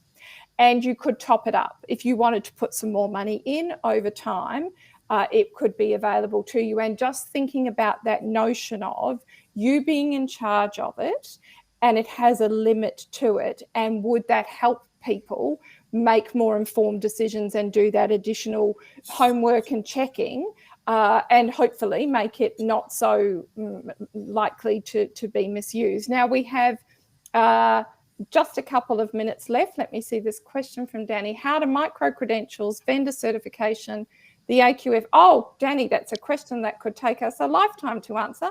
I guess if I was to sum it up, and we've got another one about the lifelong learning, if you're thinking about it from formal institutions, and the way that you're currently funding and your innovation that you're offering your students, if there was a lifelong learning account, should it apply to both formal and informal, or should a lifelong learning account backed by government be focused mostly or entirely on the formal sector? Sally, and then Belinda. That's a tough call. I would say we need to keep it open. And obviously we're talking in hypotheticals here either way, but I think that the formal and informals equally critical, because your informal might lead to your next vocation. So this is careers and people that we're investing in. Love it. Belinda? I'd probably ask another question about where is industry's role in this, and go back to industry. So it's one thing for the government to be, pushing the economy. What responsibility and accountability do our industries have to also, support the careers and aspirations of the workforce that they want? Oh, it's a great question. That's right. So it's a lifelong learning account. Well, I think the Business Council have been supportive. Certainly some of their policy reforms have called for a lifelong learning account. But you're right, it's the individual, it's government, and it's your employer. That's right. We're all, gosh, sounding like very trite. We're all in this together as we're looking at jobs of the future and how the world of work is changing. Now we have 2 minutes left, and I'm going to do last comment or thought that you want to leave people with. I found this a fascinating conversation, and I'm going to go Belinda, and then Sally, the last word will be yours. So Belinda, your final thoughts that you want to challenge us or get us thinking about. Thank you, Claire. The one thing we haven't mentioned today is really the disruption that's happening to different industries, and then what that actually means for technologies in particular. And I'd say a lot of the industries that we work with at ACU in terms of education and health and nursing and allied health, etc., we've really got to start answering the question of the nurse of the future, the educator of the future, and the roles that technologies play in that, particularly around, informatics, and things like nanotechnology, etc. So I think that could be probably a whole discussion in another session, but it's something that we need to think about when we're partnering with industry about, jobs of the future and that technology intersection. Terrific. And Sally? Yeah, I probably wanted to make reference to the huge amount of reform that's going on in vocational education in Australia right now, not just in Australia, in Victoria. And I think I think part of all of the reasons why we're making changes is to really meet this war for talent and ensure that we are delivering the skills of the future. So I feel really optimistic and excited. I think we're in a great position to help provide the solutions for industry, create, great career opportunities for our learners and students. And I think it's a pretty exciting future that we're looking at. Excellent. Great way to finish up. Thank you both very much for your time, and hand back to you. Thank you. Thank you so much, Claire, Sally, and Belinda. That was a really insightful discussion. Thank you. We are now going to take a break from the thought leadership to highlight some of the incredible and innovative companies that are here at EduGrowth as a part of our EduGrowth membership, and hear about some of the great solutions that they offer. Just be sure to join us back here in 30 minutes for a discussion on the EdTech innovation landscape with a case study examining hybrid learning at Rio Tinto. See you soon.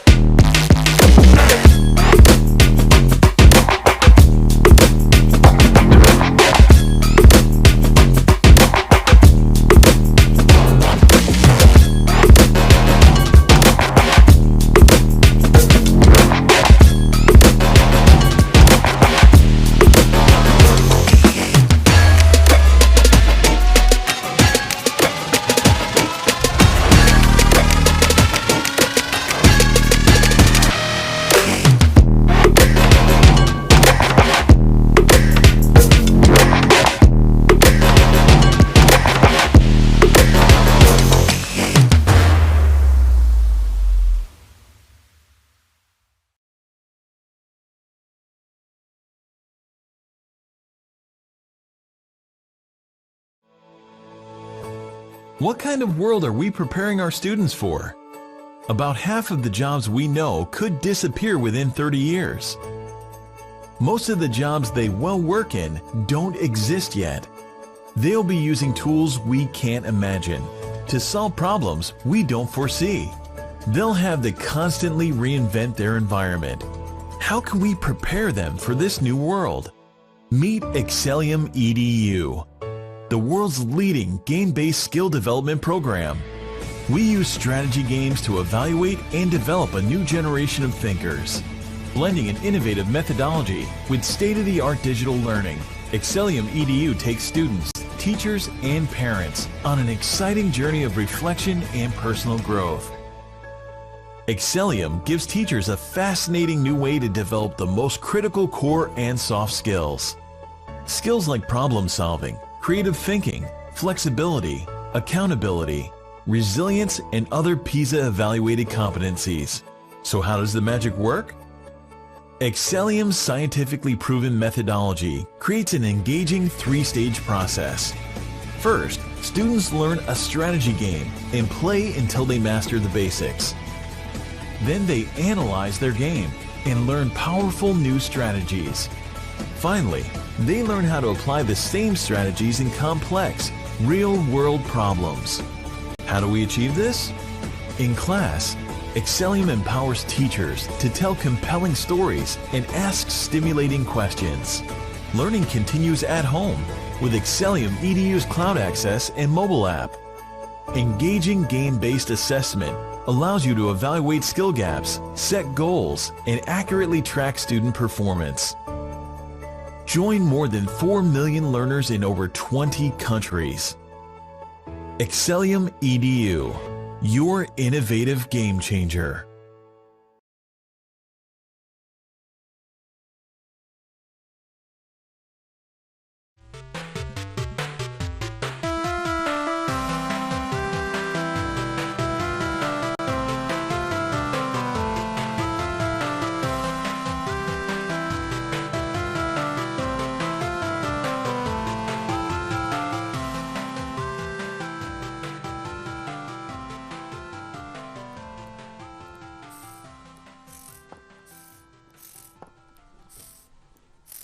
Cheery. Hey, Eva. Here's that dog bowl you wanted. Oh, great. That's so cute. I know, right? Wait, what was the problem again? Dante doesn't eat all his food in one go? Well, yeah, he's kind of like a cat, and there's always something left at the bottom of the bowl. So I'm sort of worried about pests getting in, and the smell, it's not very nice. Ew. Yeah. What if we used a lid to cover the bowl? Well, see, I was thinking about that, but I'm not always at home, so there'd be no way for Dante to get into his food. Well, check this out. I've been playing with the servo. That's so cool. I know, it's awesome. What if we use this servo to open the lid when he's close by and close the lid when he walks away? That sounds like a really cool idea, but how do we know when he's at the bowl and when he's away from it? Well, we have a motion sensor. We do. Here you go. Oh, that's Dante. Are you okay if I head off? No worries. Thank you so much. All good. Bye. Bye.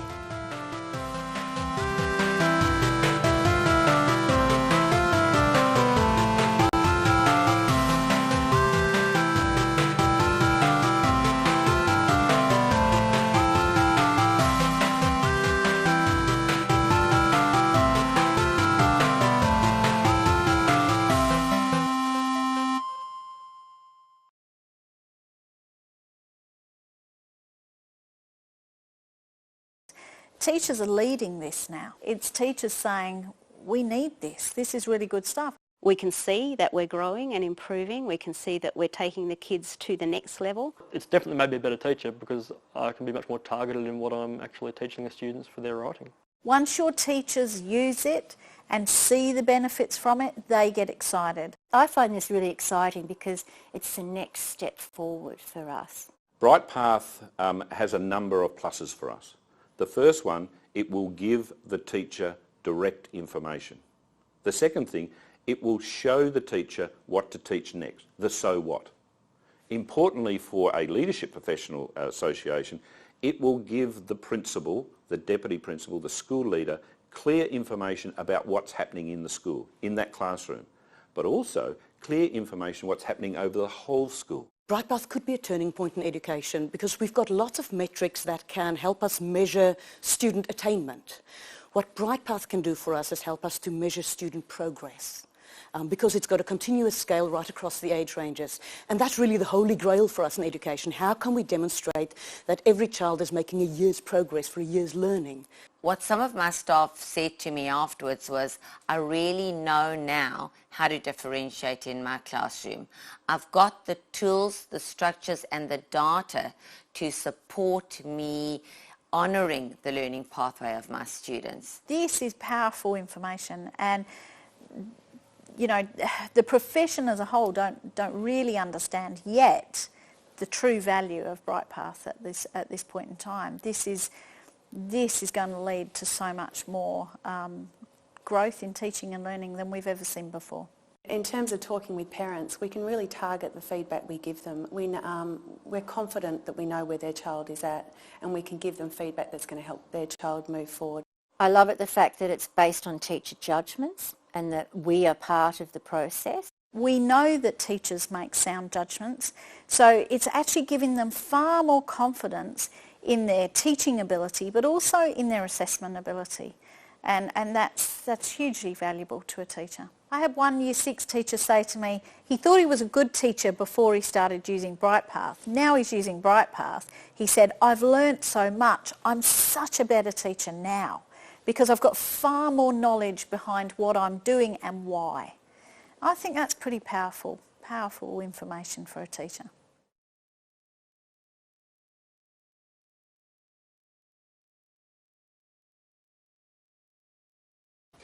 Hi there, my name's Andrew and I'm here to tell you about the Classmaker. What does the Classmaker do? It makes classes. Now I'm not a primary school teacher, but my wife is. And at her school, like a lot of other primary schools, the students get to nominate up to 5 friends who they'd like to accompany them into the next year's classes.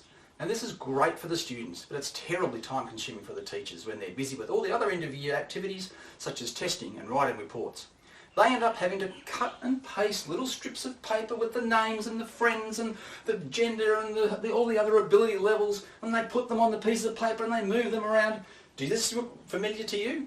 Maybe your school uses sticky notes. There's got to be a better way. What decade is this again?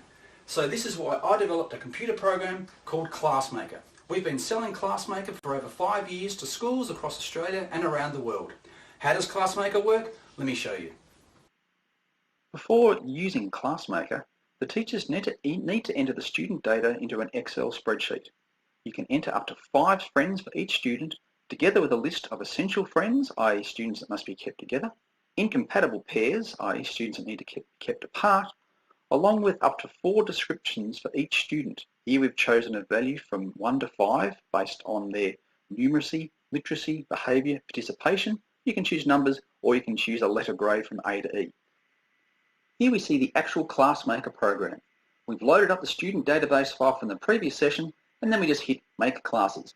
Classmaker goes away and creates 10 class sets where every student has a friend, all the essentials are together, all the incompatible students are separated, and it gives you average values for the gender ratio, the numeracy, literacy, behaviour, participation values, all down here for each class, together with a breakdown of how many level 1s, level 2s, level 3s, etc. there were.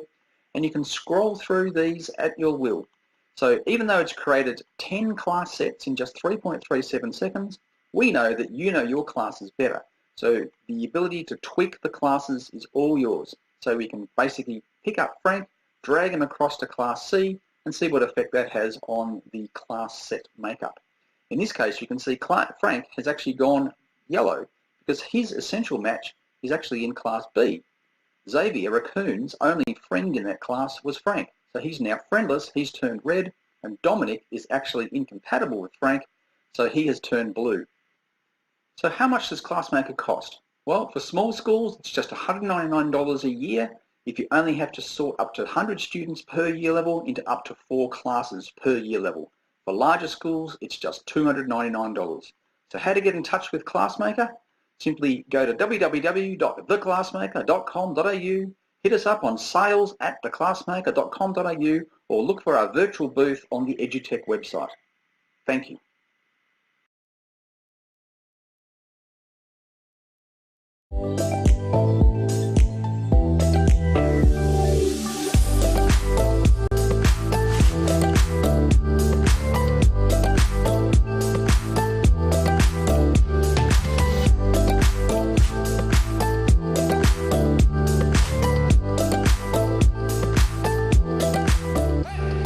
As the streams flow, they merge into other streams, causing them to grow. Pat is whisking the eggs for the birthday cake. Whisking is the action verb. You need to fuel your body and mind with nourishing foods, thoughts, and actions. When we animate straight ahead, we are drawing each frame as we go. Et maintenant, où est Chester? Chester est devant la boîte.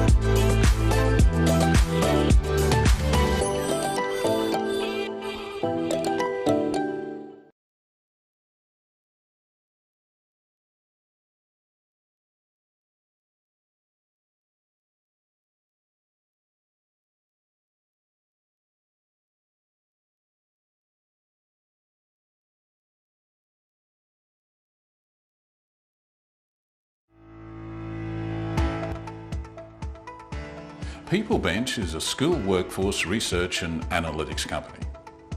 Through our online benchmarking tool, our community of practice and our advisory services, we're helping principals and system leaders to build better school workforces. Education workforces globally are in crisis. Leaders today face teacher shortages, difficulties in attraction and retention, gender imbalances, ageing workforces, and the risk of poor staff psychological outcomes. These challenges can have a crippling impact on school communities and represent an enormous threat to the future of education. At PeopleBench, our team of workplace psychologists, educators and advisors are helping to answer the critical question: what makes a fantastic school workforce? While we know that the intuition and experience of leaders is fundamental to good decision making, we believe that they deserve an evidence base and tools to help them move beyond intuition and address the big workforce strategy challenges the sector faces today. Subscribing to PeopleBench helps school leaders to stop the guessing. We're doing the research to discover which workforce factors make the biggest difference to student outcomes. Access practical tools to build better schools' workforces. Belong to a community of practice where they can access school workforce improvement tools, share case studies, and contribute to the lifting of the standard of school workforces across the country. The greatest predictor of high impact teaching is the quality of the teacher and their relationship with their students. Great teaching workforces don't happen by accident. Subscribe now and start building a better school workforce today.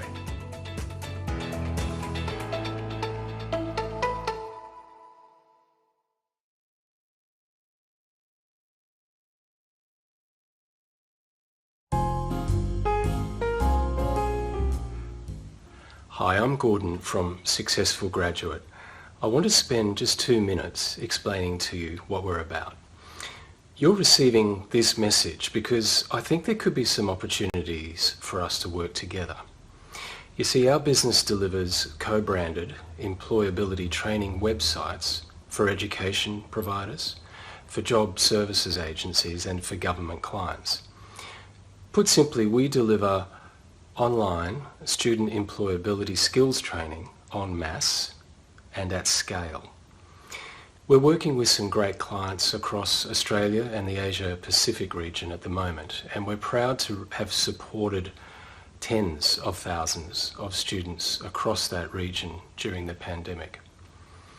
We've developed a variety of training courses that are designed to suit student employability at different stages in the student life cycle, from high school preparation through to tertiary alumni career development. Now, our training is making a real difference to the lives of students, and with the heightened awareness and acceptance of online training as a result of the pandemic, online employability is here to stay as part of the mainstream of the education sector.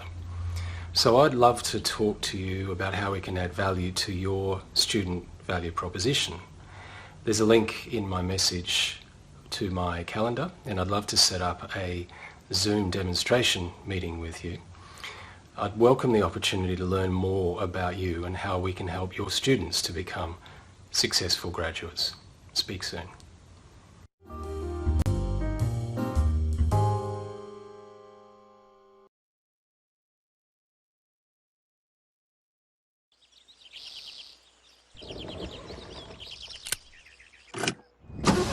Revs! Mirrors! Clock! Away! Handbrake! Hang fire! I nearly forgot the most essential step.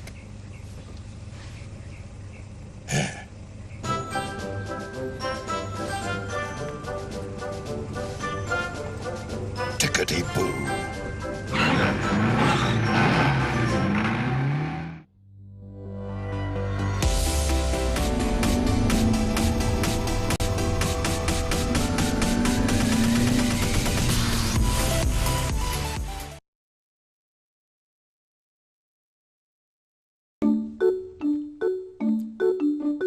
Gloria needs to prepare an online class for Monday.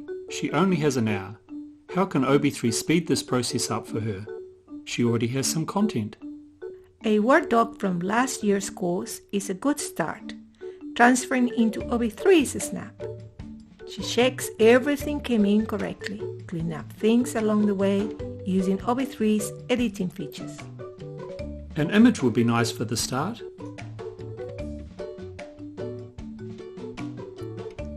And there's a video and a quote to add.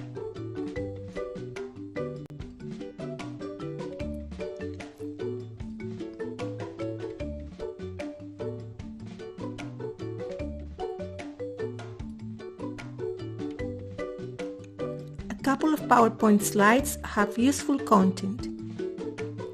There's a diagram.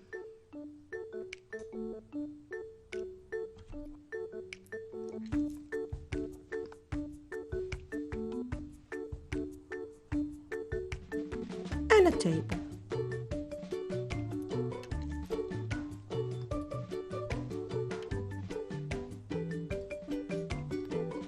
She would like to get her students involved through discussions.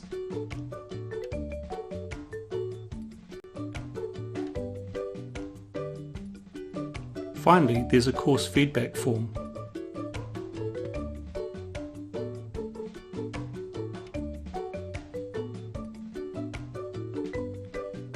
OB3, beautiful study for lifelong learning. Engage students, empower teachers.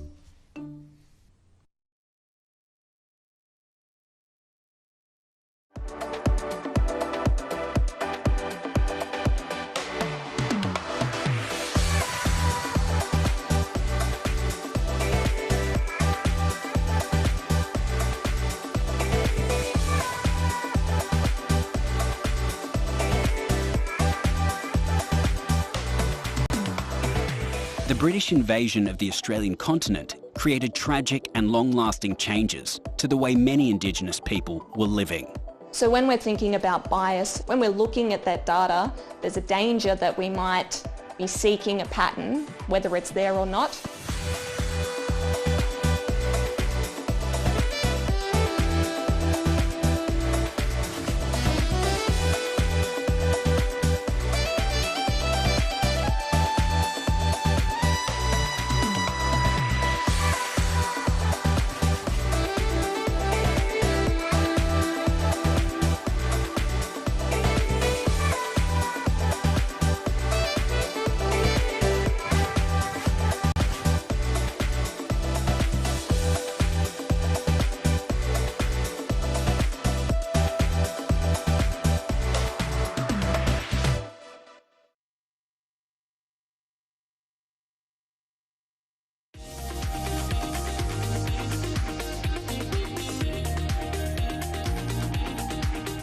Hi, I'm Dan McFadden, Managing Director of EdTech. At EdTech, we surface learning outcomes, digital assets, and the power of individual achievement. We do this through our platforms OpenEquella and Credentialate.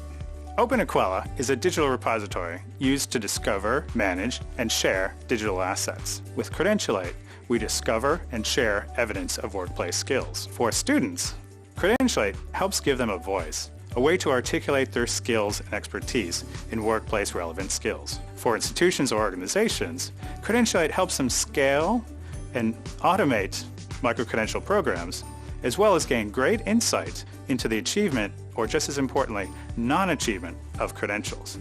And for prospective employers, Credentialate provides validated, meaningful evidence of workplace skills for their applicants.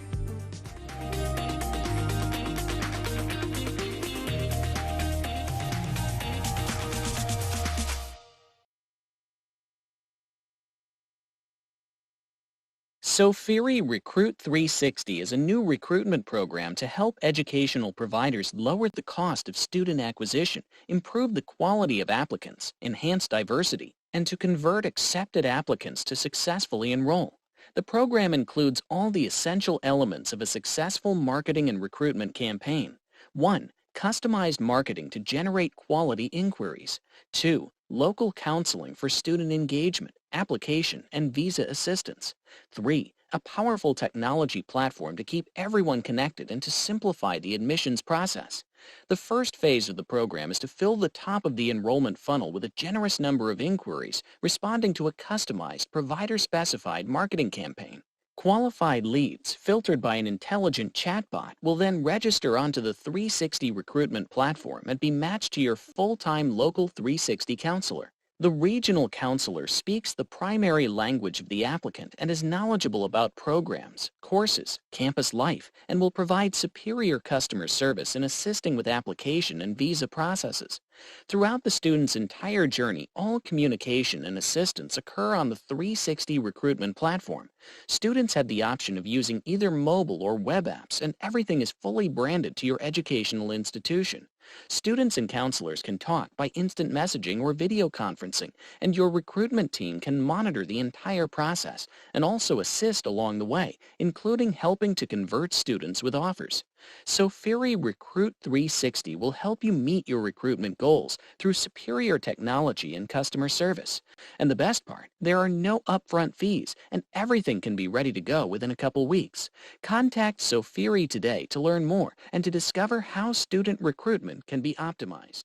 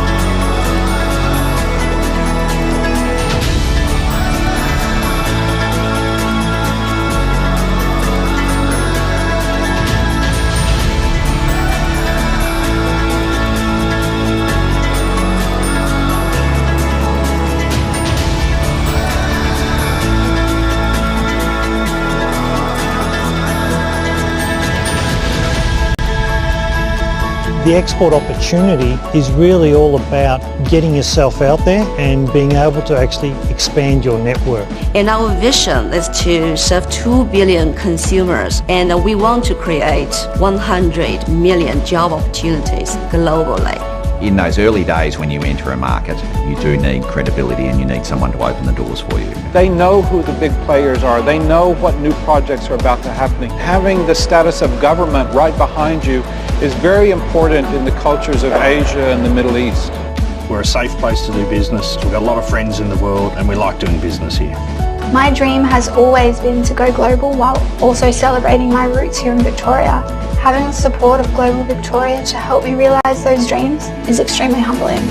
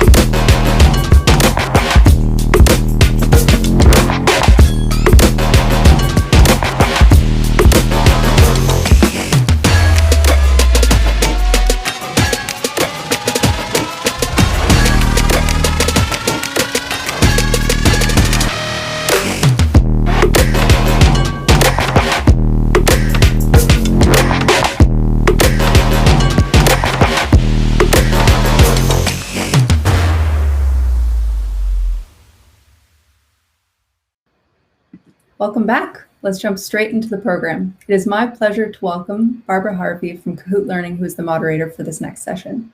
Barbara Harvey is a learning designer and online facilitator with Kahoot Learning. She has years of experience as a facilitator and MC for corporate events, including chairperson for Women in Tech Conference 2018. Welcome, Barbara. Thank you so much, and hi everyone to whoever's listening. Welcome to our session on hybrid learning, a Rio Tinto case of what exceptional looks like. I'm Barbara Harvey from Kahoot Learning. We are a digital workforce learning solutions provider, and we're gathered for this event and session physically dispersed, but we're virtually together. I'd like to recognise the various traditional lands on which we are all situated today. I'm in Gadigal land in Sydney, and on behalf of the speakers in our session, I acknowledge the elders past, present and emerging of all the land we work and live on and their ancestral spirits with gratitude and respect. I'm joined by three wonderful individuals. Lynn Olsen, Chief Advisor, All Body Knowledge from Technical Assurance for Rio Tinto, Alan Cook, Geologist and Cause Champion from Rio Tinto, and Howard Fell, Process Engineer and former learner from the program we're going to talk about today. So today we're talking about a hybrid learning experience that Kahoot Learning and Rio Tinto have developed and delivered for the past 3 years. It's called OBKSMP program, got it right, which is the All Body Knowledge and Strategic Management Mining program. And in a moment, I'm going to ask Alan, Lynn and Howard to introduce themselves. But before I do, the purpose of this session is really to share the learnings and the experience of this team that have put together this incredible program over the past 3 years. And for those of you that are listening, for you to learn from that experience for what worked and what didn't work. And so we really want this to be an open conversation. We welcome your questions and comments. We'll be posting a link in the chat, which is an actual case study of this program and the impact that it has. So if you have any questions that the case study might stir up, please ask them and we will field these as we go. So let's kick off this discussion. If I could just ask Lynn, Alan and Howard to introduce themselves in around 30 seconds and perhaps tell us where you're coming from and perhaps what stage of lockdown or freedom that you're experiencing so we can get a sense of where you are. So Lynn, would you like to go first? Thanks, Barbara. So Lynn Olsen, I'm based in Perth, so I must say I'm probably the least locked down of the team. I have the pleasure of running the team that manages this course and facilitates this course.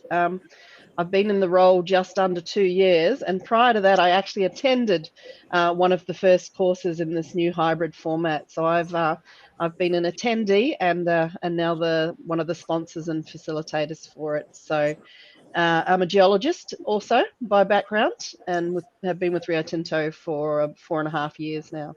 Wonderful, great to have you, Lynn, and great to have those dual perspectives. And lucky you in your freedom there. Over to you, Alan. Good morning, everybody. I'm based here in Brisbane, reasonably free. I think we're mostly just masks inside these days and limited gatherings, so not so hit by the COVID beast. Geologist for 30 years now. Of that, about 25 years with Rio Tinto. So I've been very lucky, I guess, over the time to have actually been given the pleasure to pick this course up and facilitate it and help develop it as we go along. So that's certainly a pleasure to do, and it's an honour to hold it because the course is so well regarded. But yeah, that's probably all you need to know about me. That's lovely. Thanks, Alan. And just before we came live into the session, Alan noticed that his dogs might have been barking at kangaroos in the background. So for those of you not in Australia, it is true. There are kangaroos in people's backyards. So thanks, Alan. Look forward to talking to you more about the mechanics of the course. And finally, Howard, let's hear from you. Hello, Barbara. Thank you. My name is Howard Fell. I'm a process engineer with Rio Tinto Aluminium. I've been with Rio Tinto Aluminium now for a number of years, and have had the fortunate opportunity to work within the mine through to market teams in technical capacity. So I'm currently located in the Gladstone office, supporting our refineries. And from a COVID perspective, we've been incredibly sheltered, and I'm very thankful. Very thankful for that. And there were kangaroos not too far from my house this morning too. Really? So yeah, they're everywhere. They're everywhere. Amazing. Oh, wonderful. Wonderful to have you, Howard. So what you can see is we've got three perspectives here, and we're going to talk about the strategy behind the course, and then the mechanics and how it worked and why it works well. And then we're going to hear from Howard and walk in the learner's shoes, if you will, and experience what that learning experience was like. So we'll get a sense of all three. And I say to you, Alan, Lynn and Howard, jump in at any time and add on to any comments that you feel like to. So a little bit of context about the program before I chat to Lynn. It's been going for 3 years, and some of the great outcomes, we've had 388 graduates across 6 continents with a, wait for it, 99% completion rate, which is pretty incredible in a hybrid learning experience, and a 39% capability uplift through the program. So this has been worked through in partnership with Kahoot Learning and Rio Tinto. So Lynn, how do you get that kind of success? What was the why behind this program? Why did you choose a hybrid model, but also why did you get started in the first place? Yeah, thanks, Barbara. Look, this course, the actual content's not new. We started the course back in 2006. It was a 5-day intensive face-to-face training, traditional training, where you pick your high performers and you send them away to a resort for a week, and they live and breathe it. Obviously excessively expensive and very much limited to the select few that got to attend. So when the GFC hit, that all disappeared. And what we discovered was that A, we were getting a bit of a gap in knowledge and capability in this space, and B, the original model wasn't getting enough breadth. We weren't getting out to enough of our employees. So the mandate was to create a more accessible course. Obviously try to make it cheaper so that we can put more people through it. And that's really where the hybrid model started. Some people think this is a result of COVID, but it actually wasn't. We actually put this together pre-COVID, and COVID has then changed a few things about how we do it, actually made us more flexible. So we put together this hybrid model to really try and address how do we upskill across a broader group and make it more available. So you were really looking at scale and accessibility as well, and cost and so forth, and getting to more people. And what were you hoping? So you talked about that capability. What were you actually looking? Who was this course for? Who was this program for in the organisation? And what were you hoping to develop within those people? Yeah. So the original course was really focused on all body knowledge professionals, and what we're hoping, what we are achieving with the new course is a broader understanding. So we're not trying to make any of our employees experts in the all body knowledge strategic mine planning space, but what we're trying to do is give them an awareness of that broad picture across the mine value chain, of where the risks are, what questions they should be asking, and broaden their network so that they get to talk to and understand what's happening in other parts of the business. So we now have a much broader cohort in terms of across the breadth of the business. So one of the objectives was to, in a sense, bust the silos from the organisation, have different people working together. Totally. Yeah. And when we look at the feedback from the course, it's one of the key takeaways is people really like getting to understand what other parts of the business are. I get people who are extreme subject matter experts in their area who come up to me and say, wow, I had no real idea of what happened at the next step. Yes. And what the downstream implications of what I do are, or the other way around, people at the other end of the chain going, I didn't know what the risks and what the inputs really were into my role. So gaining that understanding, as I say, gaining an understanding of what sort of risks there might be and what sort of questions they should be asking, not just accepting the information they get given at face value. Beautiful. And what role they play in the bigger picture. I love that. And what have you seen as the impact of this program in terms of strategic objectives? What has it done for what you wanted in the first place? What kind of impact has this program had? Look, in terms of the breadth of it, we're now putting it through around 150 attendees a year. So we're running 3 courses with, I think, around 50 to, Cookie can correct me if I've got the numbers wrong, around 50 people per course. Alan says yes. Got a thumbs up. Yes.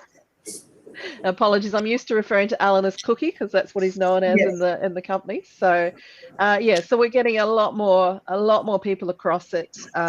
We're getting people from closure through to business analysts, our geologists and engineers, but processing people, maintenance people. We've even had the odd HR and comms person come through it. So just the breadth of the cohort, and that, as you say, breaking down those silos is just so valuable. Yes, and I see in the case study the increase of diversity as well in terms of that's a really significant impact, and I'm up from 12% females to 44%. That's pretty nice. That was the last course. It was quite amazing. Looking around the room, I went, wow, this is impressive. I'm not sure if it's a sign of the times, moving from 2006 to 2021. Obviously, that's probably part of it. We do have more diversity in the business than we had at those levels, at the more senior levels, but also a concerted effort to just make sure that we are getting the diversity in the group. So, yeah, most recently we have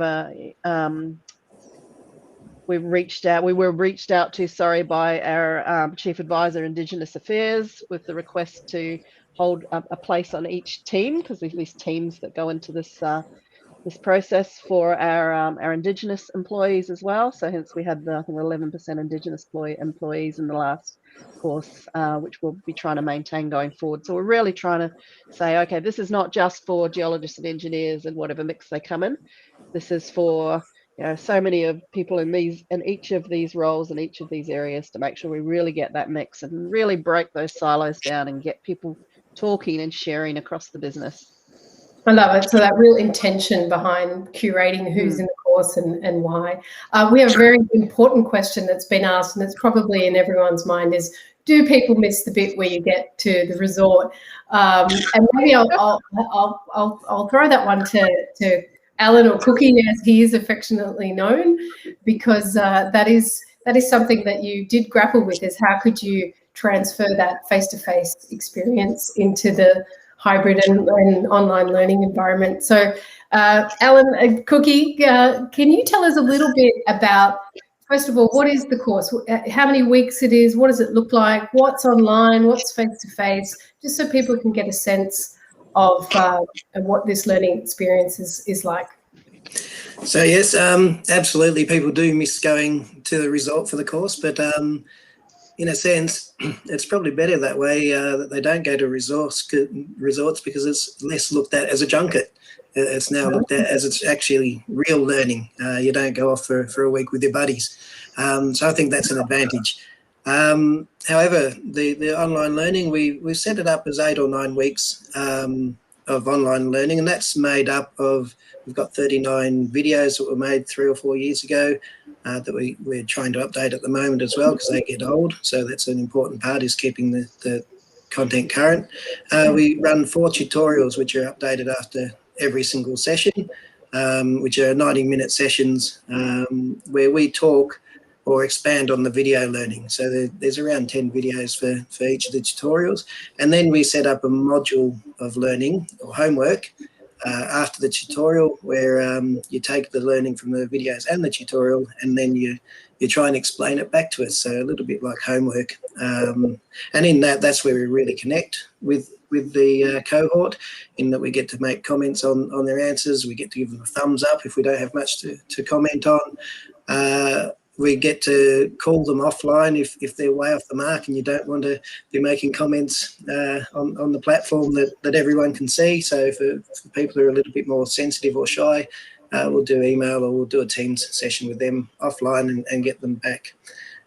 So and then we have the face-to-face. So you have to complete all of the online learning first, and then we have a 3-day session of the face-to-face where we try and make it a little bit fun, but it is very intense in that we have them form teams and get together and bring all the learning that they've learnt from the online session together to complete what we call the mining game, where they take drill holes and they take scenarios of building plants and things, and they have to put a proposal together at the end of the 3 days to an investment committee to get the money to win the prize. I guess the winning team theoretically gets the money, but more importantly, they get their name on a trophy.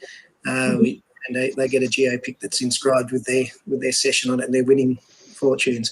And then you carry that and with you forever. Nobody can take that off you when you've got your name on that trophy. So there's a few tips in there. Keep the course up to date. Have fun with it. It's a fun, safe environment.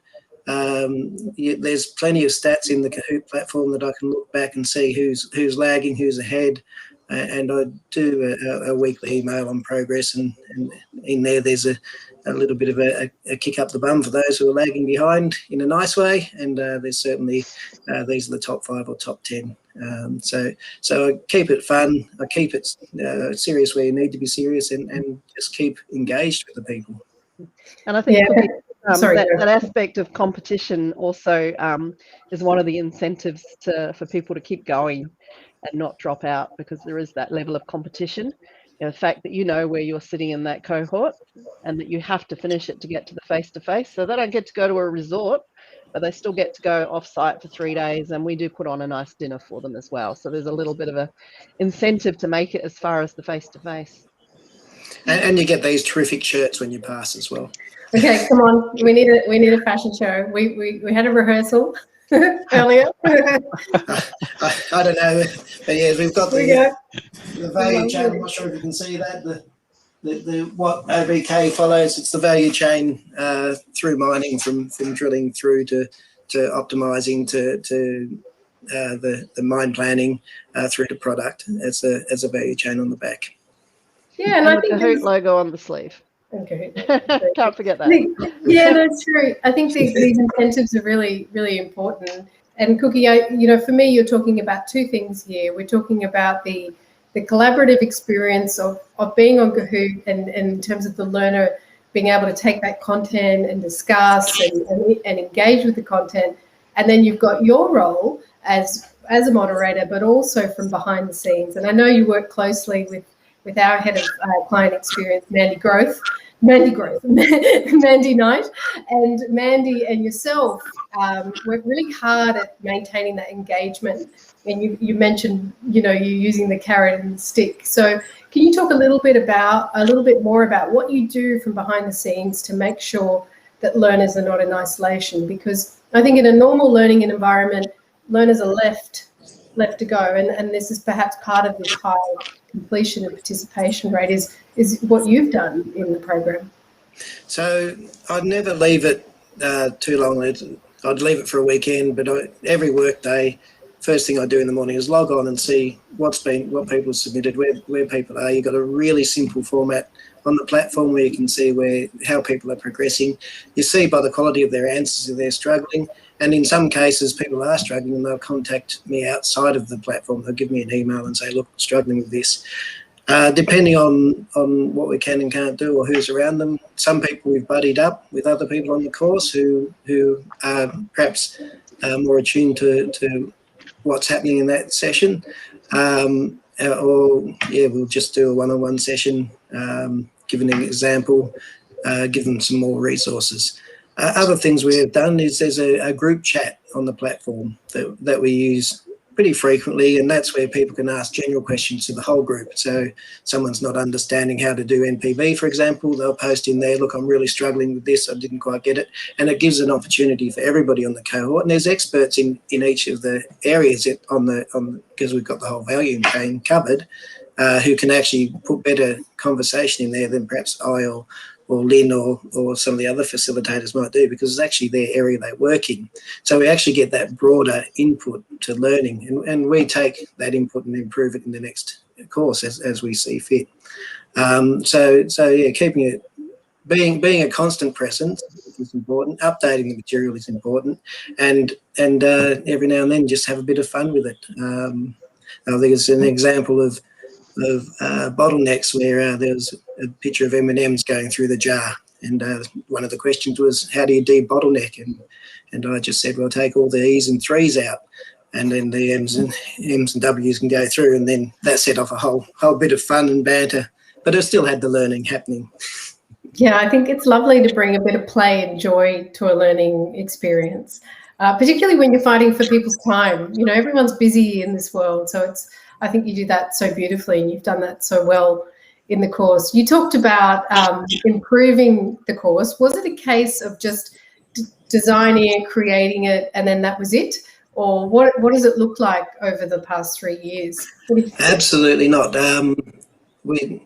I picked up the course, and I probably didn't appreciate immediately how important it was to keep that flow going. And probably the first 6 or 8 months, the first couple of courses, I started to realise the importance of, well, the world is moving on, but we're not moving with it. So then it was a big chug to get back up to speed. So now we consciously look for ideas to consciously update each of the tutorials before we do the next one from information that we've usually gathered from the previous course.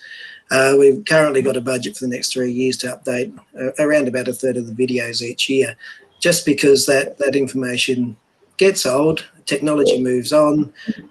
We've got a wider band of people in the course now. We've got quite a few from closure and risk, for example, coming in now, who want something different out of OBK. They're saying, well, if people are gathering OBK, why can't they gather it for stuff that we need? So we're now incorporating closure and risk into the information as well, so that people, geologists and engineers at the front end of gathering OBK, are aware of what the people down the chain are chasing. So if we can link all of that together, then we've done a really good job at streamlining what happens through Rio Tinto. I think that's so important, and I'm sure you'd agree, Lynn, that, you know, learning expires in this modern world. The world has changed so much. I mean, obviously, even in the past 3 years. And if the the content doesn't reflect that change, learners can disengage because they may say to themselves, this is just not relevant to my work anymore. This is not the world that I'm in right now. Would you say that's, oh, there's a question. Would you say that's important to keep things up to date and contemporary?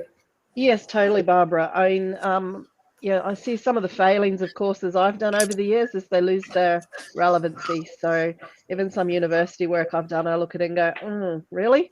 That's kind of not how industry operates anymore. So you really, it's got to be continuous learning and continuous improvement of that learning process. So otherwise we just become out of date, and people won't get value out of it.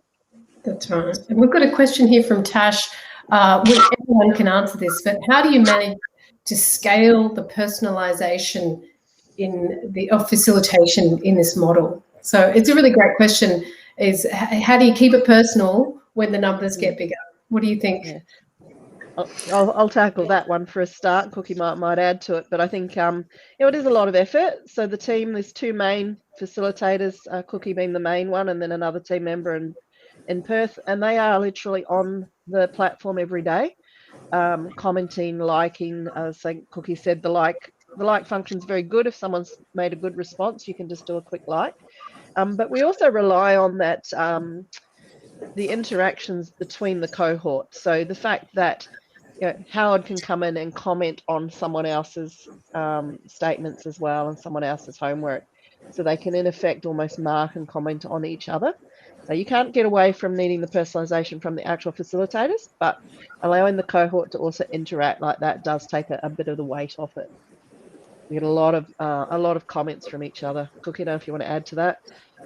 Yeah, and as we've progressed over the years, we've learned to use that general discussion a whole lot more valuably, if you like. We've encouraged it early. We get a couple of posts ourselves in early, and that sort of leads the way, and then people feel comfortable putting those posts on.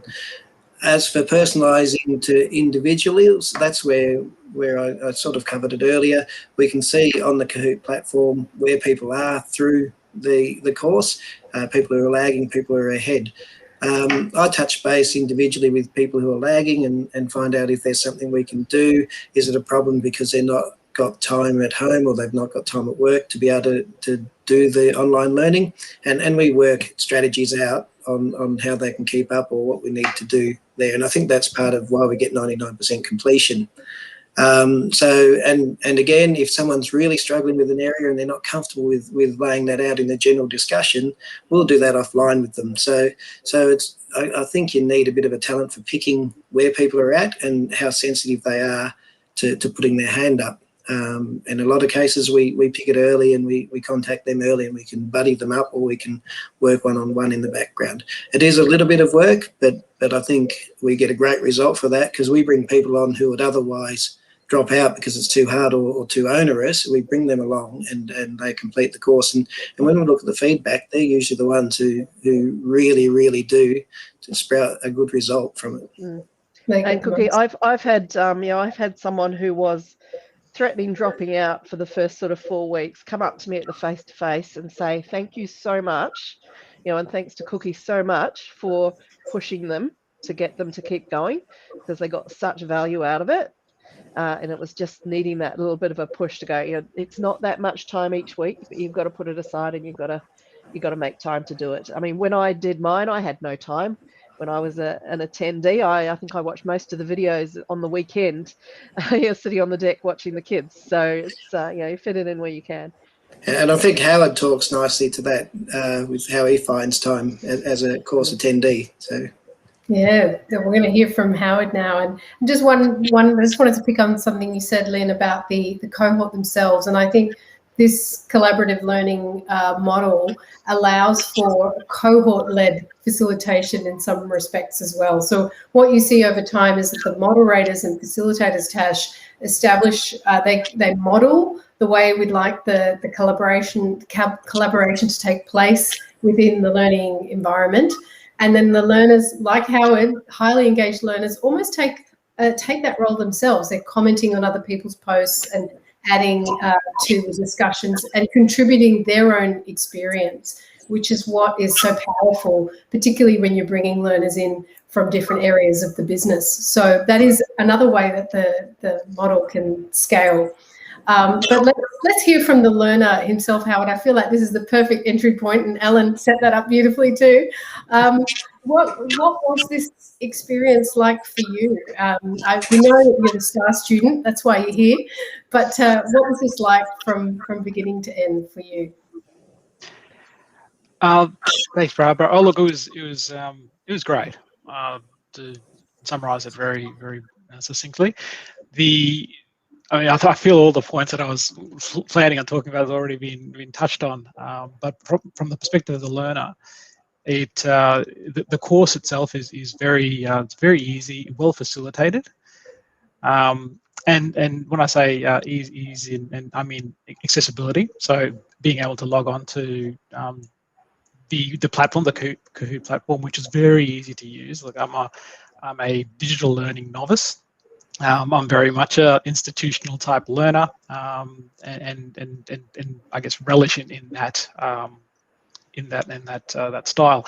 The online learning, I guess, has been pushed, and life, I guess, has been pushed through other means. COVID, to mention just one.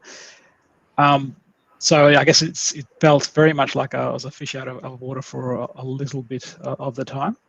However, the environment that the Kahoot platform provides, the environment that the facilitators, Cookie in particular, develop and nurture within the platform. And it sounds funny. They create almost like an online family of participants, to the point where at the face-to-face interaction, you've more or less met everyone, except you haven't done the fist bump, or you haven't, you're right, elbow tap, or whatever it is you do these days. Now they can't shake hands.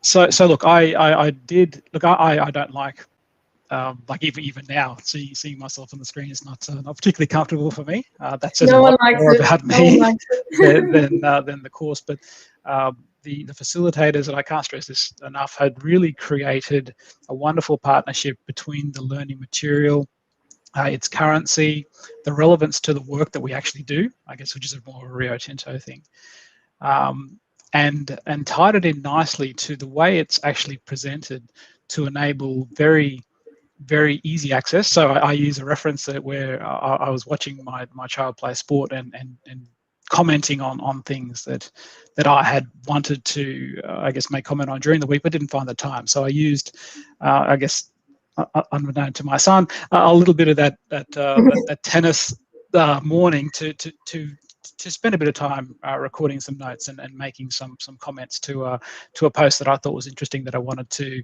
share my own personal experience towards, to hopefully increase the depth of learning and uptake of the information. So from that point of view, it made it very easy to contribute. And look, I very much I guess echo Lynn's comment about the person she described that came up to at the end of taking the challenge after potentially being behind. It is very easy to catch up. The facilitators through the platform and other means make it very, well, I wouldn't say impossible, but nigh on impossible to actually fall behind and not be able to catch up. There's no escaping cookies clutches, I think, is what you're trying to say. No one slips through, leave no one behind. I think that's right, and I'm not sure whether this is a strict requirement for the selection of participants, but there seemed to be the broad enough spectrum such that you had some OBK, SMP sort of subject matter experts, and you had people like me who was on the other end who would be considered SMEs in other parts of the business, but don't necessarily have the core knowledge to ever dream of facilitating. I certainly found myself able to contribute to, I guess, the middle of the bell curve contingents learnings throughout the course, and I tried to try to weigh in where I can. But certainly the more experienced people, as our cookie, who I'll refer him to him as, there were a whole lot more learned people who were able to really deep dive some of the challenges that potentially Cookie and others had missed in the frantic level of communication that often happens early in the week, in particular, when people Howard, are back to their desks. I think you're being humble about your contributions there. I think that you're a significant part of the success of the cohort that you're in. I'd like to know a little bit. You talked about how you had to step out of your comfort zone to be in the program and to contribute the way you did. What was an example of that in the course? Was there a moment where you had to do something that you weren't so sure about and you did it and you felt better about what you did? Like, were there things in the program that pushed you? Oh, absolutely, Barbara. Very, very leading question too. So four points of come to mind. 4 activities of the same sort. During the course, one of the activities you do towards the end of each module is what is called a captain's log, which is supposed to be a 30 to 60 second snippet of a light bulb or aha moment, something that triggered interest, something that hit home to you during that sort of 2 weeks worth of online learning. And the intent is that it is a video, so you're supposed to record yourself. I don't like recording myself. I don't like the sound of my voice being played back, recorded to me. And so look, again, speaks far too much towards me personally than the course, but for me that was a small barrier that I needed to push through to be able to do that particular activity. And because I'm the type of person I am, again speaking more to my personality, is I like to be accurate and succinct and I guess pinpoint exactly the things that I want to say when I record myself at the very least. So, but also, sorry to add to that, but also try and deliver it in a way that hopefully allows other cohort participants who wanted to watch my video, God bless them if they did, to maybe learn something. Maybe they missed something that I picked up on that hit home to me, that they go, hey, you know what? That makes sense. Everyone learns differently. I know, back at school, even you'll have one teacher that'll say something, another teacher will say exactly the same thing, but you get it from the second teacher, not the first teacher. So I was hoping at the very least that my instances of looking like a goose, not too different to what I look like now, I'd imagine, would help someone somewhere along the lines potentially come to grips with a challenge they're not necessarily getting the first time. Mind you, that said, the caveat to all that is the facilitators are great, and I probably just didn't get a lot of stuff. Right, I think that's really beautiful, and I love the idea that you are motivated beyond yourself in the service of the cohort and to help their learning journey. That it was less about you and it was about what you could offer, which is why you ended up winning your name's on the trophy. Is that correct? No, I didn't get the trophy or the pickaxe. Well, I got an award for being the most engaged. Yeah, because and that's what I think. That's what is so beautiful. Your contributions have helped others. So really thankful to you for providing that to the cohort, Howard. And what about beyond the course? What is the impact of the learning's been on you? Have you used the knowledge? Has it helped you in your work?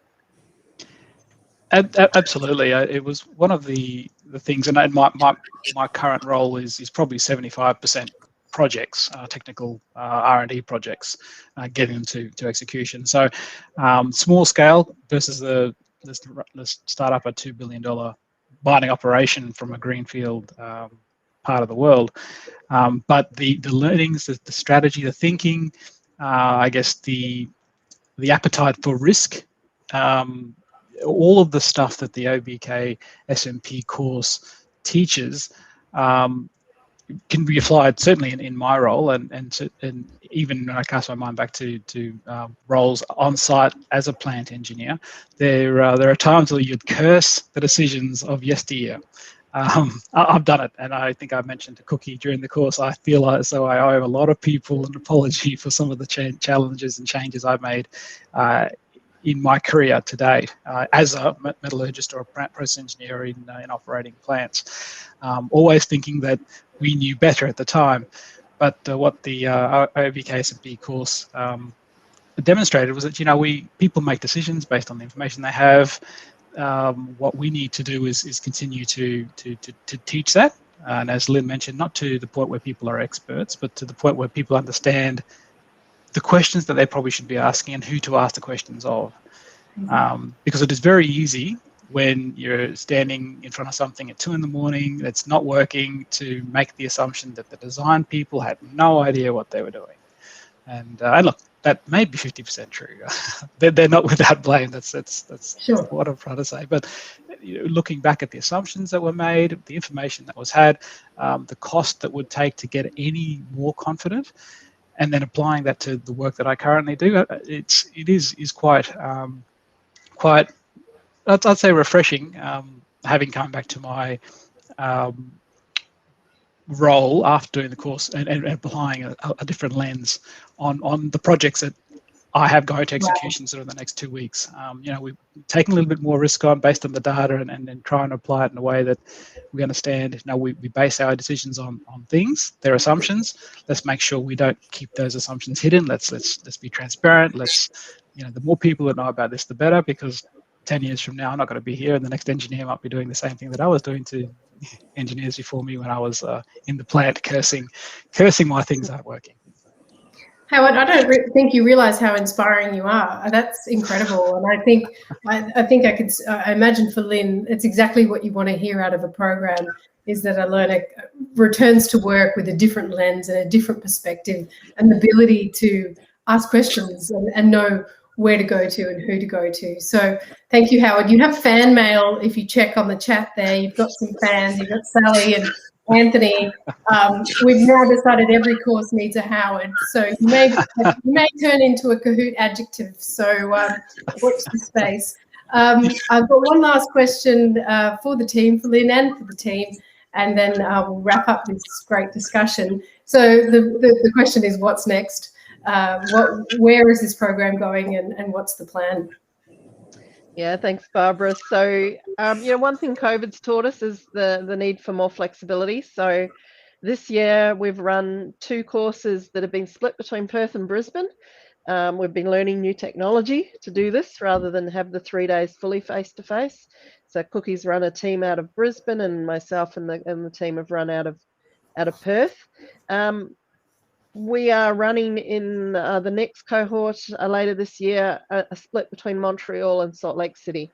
So we have people who have been involved in the course as attendees that are going to help facilitate in those 2 locations. And Cookie and our team will be doing some night shift work to help the facilitators. So it's going to be a whole new experience, trying to work around restrictions there. Look, other than that, onwards and upwards, we've got a budget in place for the next 3 years to continuously improve the course and keep it going. It's supported at the upper levels of the business. People see the value in it.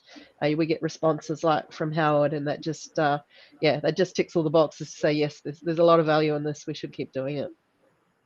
Well, that's great to hear. And what about Howard and Alan? Any comments there around what's next? I'm just getting my head around the North America experience we're about to go through, presenting from Perth and Brisbane, also having presentations live in Salt Lake and Montreal, going across there and splitting those 2 teams remotely in the middle of the night is going to be a juggle, but I'm sure with the platform, with the help we get, with all the facilitators that we've got, we will get through it. We will have baggy eyes, but we will get through it. Indeed you will. And I think, in summary, we've just got a few minutes left. What I think I've learned from this discussion and from this case study is that there's no one single item in the success of this program. It really is a mixture of many things.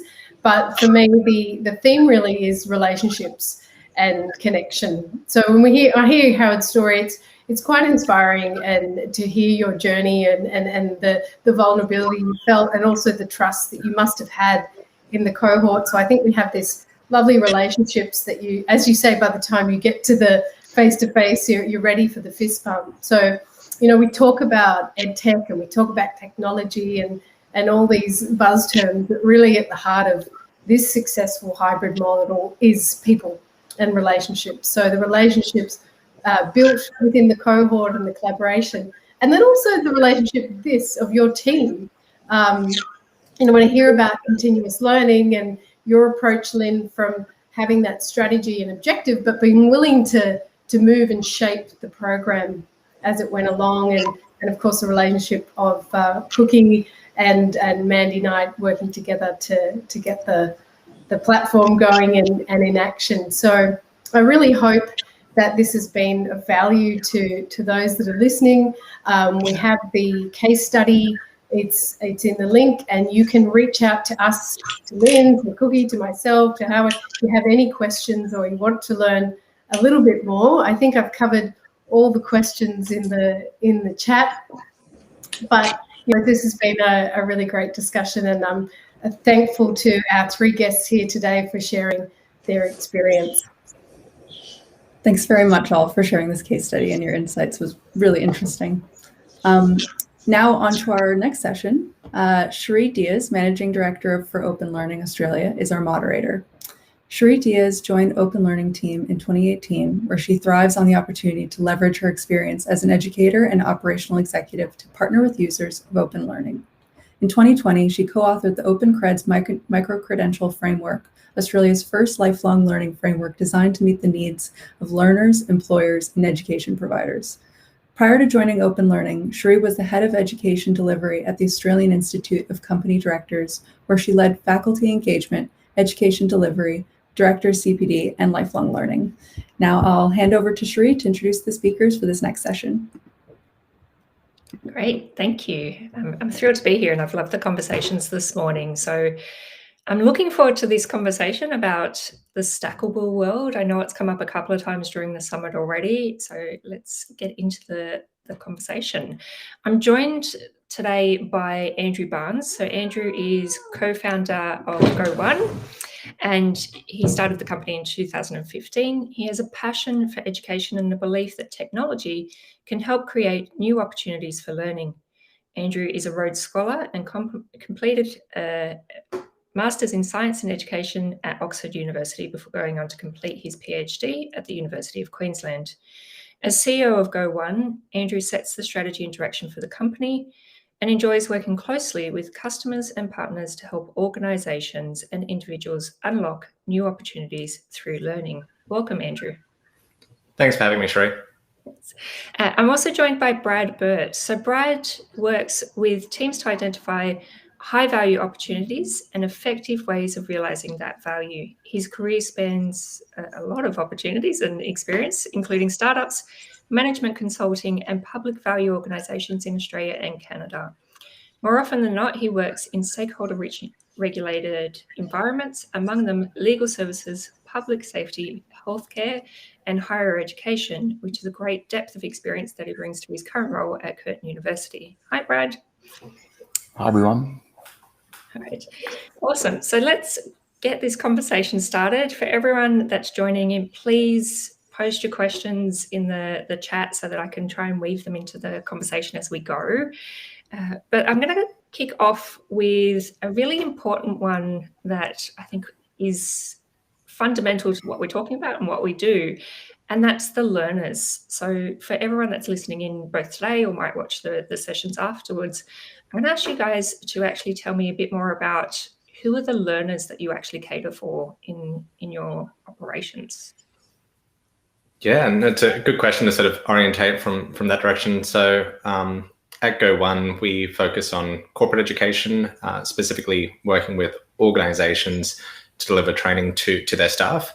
And so that can be across, say, the sort of major banks or other sort of ASX 100 companies that you'd know locally. They use Go1 to train their teams, but also in various industries. So we work with hundreds of schools across the region and internationally, but specifically focused on teacher professional development. So for us, our learners are adults engaging in lifelong learning, specifically within sort of a workplace setting. And Brad? Yeah, in our context, we're a university based out of Australia. We have 5 global campuses, so Singapore, Malaysia, Dubai, Mauritius as well. So quite a big footprint globally, around 58,000 learners at any one time. In terms of our undergraduate profile, in Western Australia, where we are based, more than half of people seeking to go to university will choose Curtin as their first preference. And we think that's fundamentally because students choose Curtin because employers choose Curtin students along the way. So there's a nice kind of virtuous cycle going there. In terms of our postgrad profile, our learners range from people doing what I would call conventional postgrad degrees, right through to those seeking to upskill, cross-skill, or reskill in some way, whether that's through custom training, our exec ed offerings, or in our stackable credential world. Awesome, thank you. So given today's topic is about the stackable world, lifelong learning skills curated through technology, are you able to talk about how you're enabling lifelong learning skills through technology, but also stackability? So Brad, I might start with you. Yeah, so we launched our stackable credentials earlier this year. We're in the midst of a proof of concept where we're still learning about what that means for an institution like ours. But the fundamental drivers for us have been a really simple principle that value lies in the eyes of the beholder. And so that's really driven us to think about, well, what are the needs that we see reflected in the industries and the partners that we work with? How can we best marshal the university as a public asset in service to those kinds of needs? And so for us, that's led to a concentration in the kind of traditionally postgrad context. We've had a bit of an analogy that if the kind of conventional postgrad degree, and I don't say that with any sense of denigration at all. There are, some clear regulated industries where the needs for those traditional postgrad awards are still there. But if that kind of construct is more like writing and recording and distributing an album, then we also want to offer something distinctive, which is really letting people curate playlists of learning that describe value in ways that are really meaningful to them and their work context as we go. So we've started in at the postgrad space for that, and eagerly learning about what's effective, what isn't effective, and the different needs and preferences of our partners along the way. I might stick with that music metaphor that Brad started with. In our space, when we think of sort of stackable skills and stackable credentials, at Go1, we don't actually create any content ourselves. So sometimes people sort of describe us as almost that Spotify for education. And what we do is we bring together content from universities like such as Curtin that I think we're speaking to, through to Coursera, edX, Skillsoft, small industry or geo-specific sort of providers. And we think of that in various sort of constructs. It's going, how do we as a technology platform, as an enabler, help people find the skills that they're after? And increasingly in our world, it's less around the specific sort of credentials that might stack, but really the sort of pathways to skills that individuals and organizations are looking to develop to either upskill or reskill in. The other thing that we see in that space is the role of industry associations. And so that might be continuing education or continuing professional development needs. And so providing clear pathways and allowing those industry associations to identify, look, these particular modules might equate to 2 hours or 3 hours, or here's the sort of logic related to how some of those elements come together to achieve that sort of broader piece. And so I think it's incredibly interesting thinking about those pathways or the playlists that Brad just mentioned, and realizing that the journey for individuals doesn't need to be sort of a one size fits all. It can be now quite sort of bespoke. Yeah, definitely. How do you work out where the need is though? Like, what are the things that you're looking for, both from a learner lens, but also an employer lens, as to where the gap is in the market or what's most in need to prioritize where you focus your energy? Yeah, for us, it's ask them. So we work really close. So my team, I lead our learning partnerships team at Curtin. We engage with, for us, we define industry really broadly. So we work with everyone from high schools through the vet sector, government, nonprofits, and our large commercial partners across the university. I think part of the value of what we can bring is an ability to link up that perspective on what are high school students coming into university or different training environments seeking, how might they move through that kind of continuum of experiences right through to the kind of workplace settings. And increasingly we're seeing really porous boundaries between those areas. So we work with high school students around pathways into university, where they're also involved with industry partners through their learning there. So I think part of it is being porous, having a sense of what's happening, but then also working really directly with L&D teams or business units to really specifically understand what capability they're seeking to develop in their teams, the kinds of projects that they're looking for. I think part of the reason why we're really interested in what Go1 is doing is that that ability to facilitate that just-in-time kind of learning, not necessarily the just-in-case learning that you might see through a conventional award. And so we can help our industry partners to kind of develop the capability they need really quickly for the next project, or to move elements of whole industries. So we're involved in some larger discussions around, say, the defence industries in Western Australia and what it might look like to build capability for the state that makes it more strategic or more sustainable in the world going forward. Yeah, look, I'd echo all of those points, so probably nothing further to add on that one, Sheree. Okay, great. There's a question that's come up, but I'll give it a bit of context from my own personal experience. Is I've run vocational and higher education colleges before. I've also been a high school teacher that's taught vet in schools.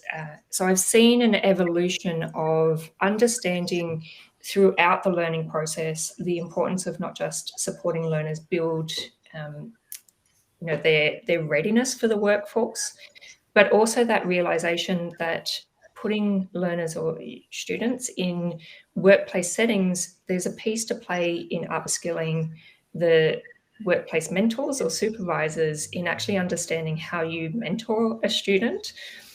One of the questions that's come up is, what role do you see employers having in actually enabling or supporting graduates to build their workplace readiness and those skills needed for the workplace, which I think as an underlying question is also, how do we start to break down the criticism that graduates aren't workplace ready? So I've thrown a few questions in there, but I guess what insights can you see happening in the market? I think there's a combination of, there's a mix of skills that all need to come together to be sort of effective and workplace ready. And that's a sort of a dynamic basket of skills. And so I think part of that relates to what would sort of traditionally be more core curriculum within sort of a higher ed sort of setting. And then a number of skills are sort of more sort of social-based teamwork skills, other things of that nature, which again, you can sort of imagine universities and other institutions seeing a really important role to play in how they can develop those skills. But increasingly what we also see is there's just this sort of broad basket of topics. It might be how to create a pivot table in Microsoft Excel. It might be for first-time managers thinking about sort of remote management or leadership skills. It might be even mental health awareness as an important topic generally, but particularly in sort of situations where people are in lockdown. How do we sort of understand and sort of equip ourselves with that knowledge, how to prepare for an interview? So that there's this sort of broad range of skills. And I think Brad's point around it being sort of quite porous between what's core curriculum and what's sort of a workplace skill is sort of this shades of grey, where depending on the role and depending on the sort of context, some things are category A, some things are category B, and then in other situations it can be the reverse.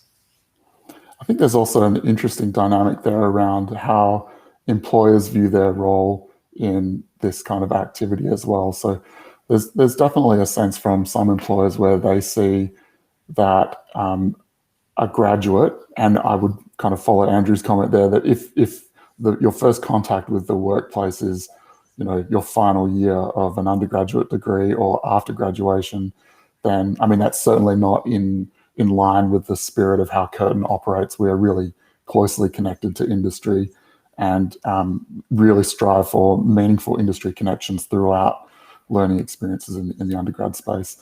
But there are employers out there who are great and see that they have a role to play in helping contextualize some of that learning, working through some of the kind of elements of I guess like context sensitivity for how does that work in this particular workplace, and understanding how to carry yourself in that environment as well. There are ways we do it with co-curricular activities as well. So we have a whole badging system for students that undertake a whole series of other complementary skill sets that they develop so that they're more work ready as well.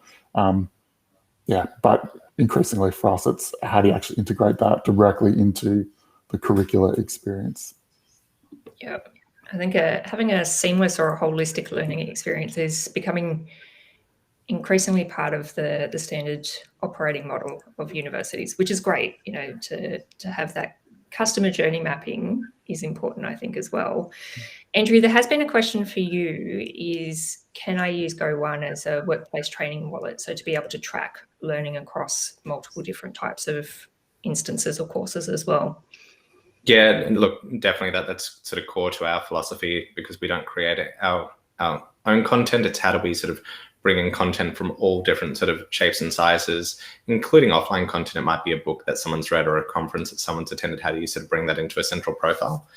The other thing, and I'm not sure if this is where the sort of question asker was going towards, is also how do you sort of think about using sort of a wallet to then think about managing spend for L&D broadly? and sort of thinking about in that context. And that's something that we're starting to think about and exploring as well, going, again, if an organization wants to sort of fund an L&D budget for individuals to then go sort of purchase a book or undertakes an in-person short course or other things of that nature, how do you sort of provide the sort of platform and technology around that? And so it's, whoever that question asker was, feel free to reach out on LinkedIn. It's an area that we're super interested in.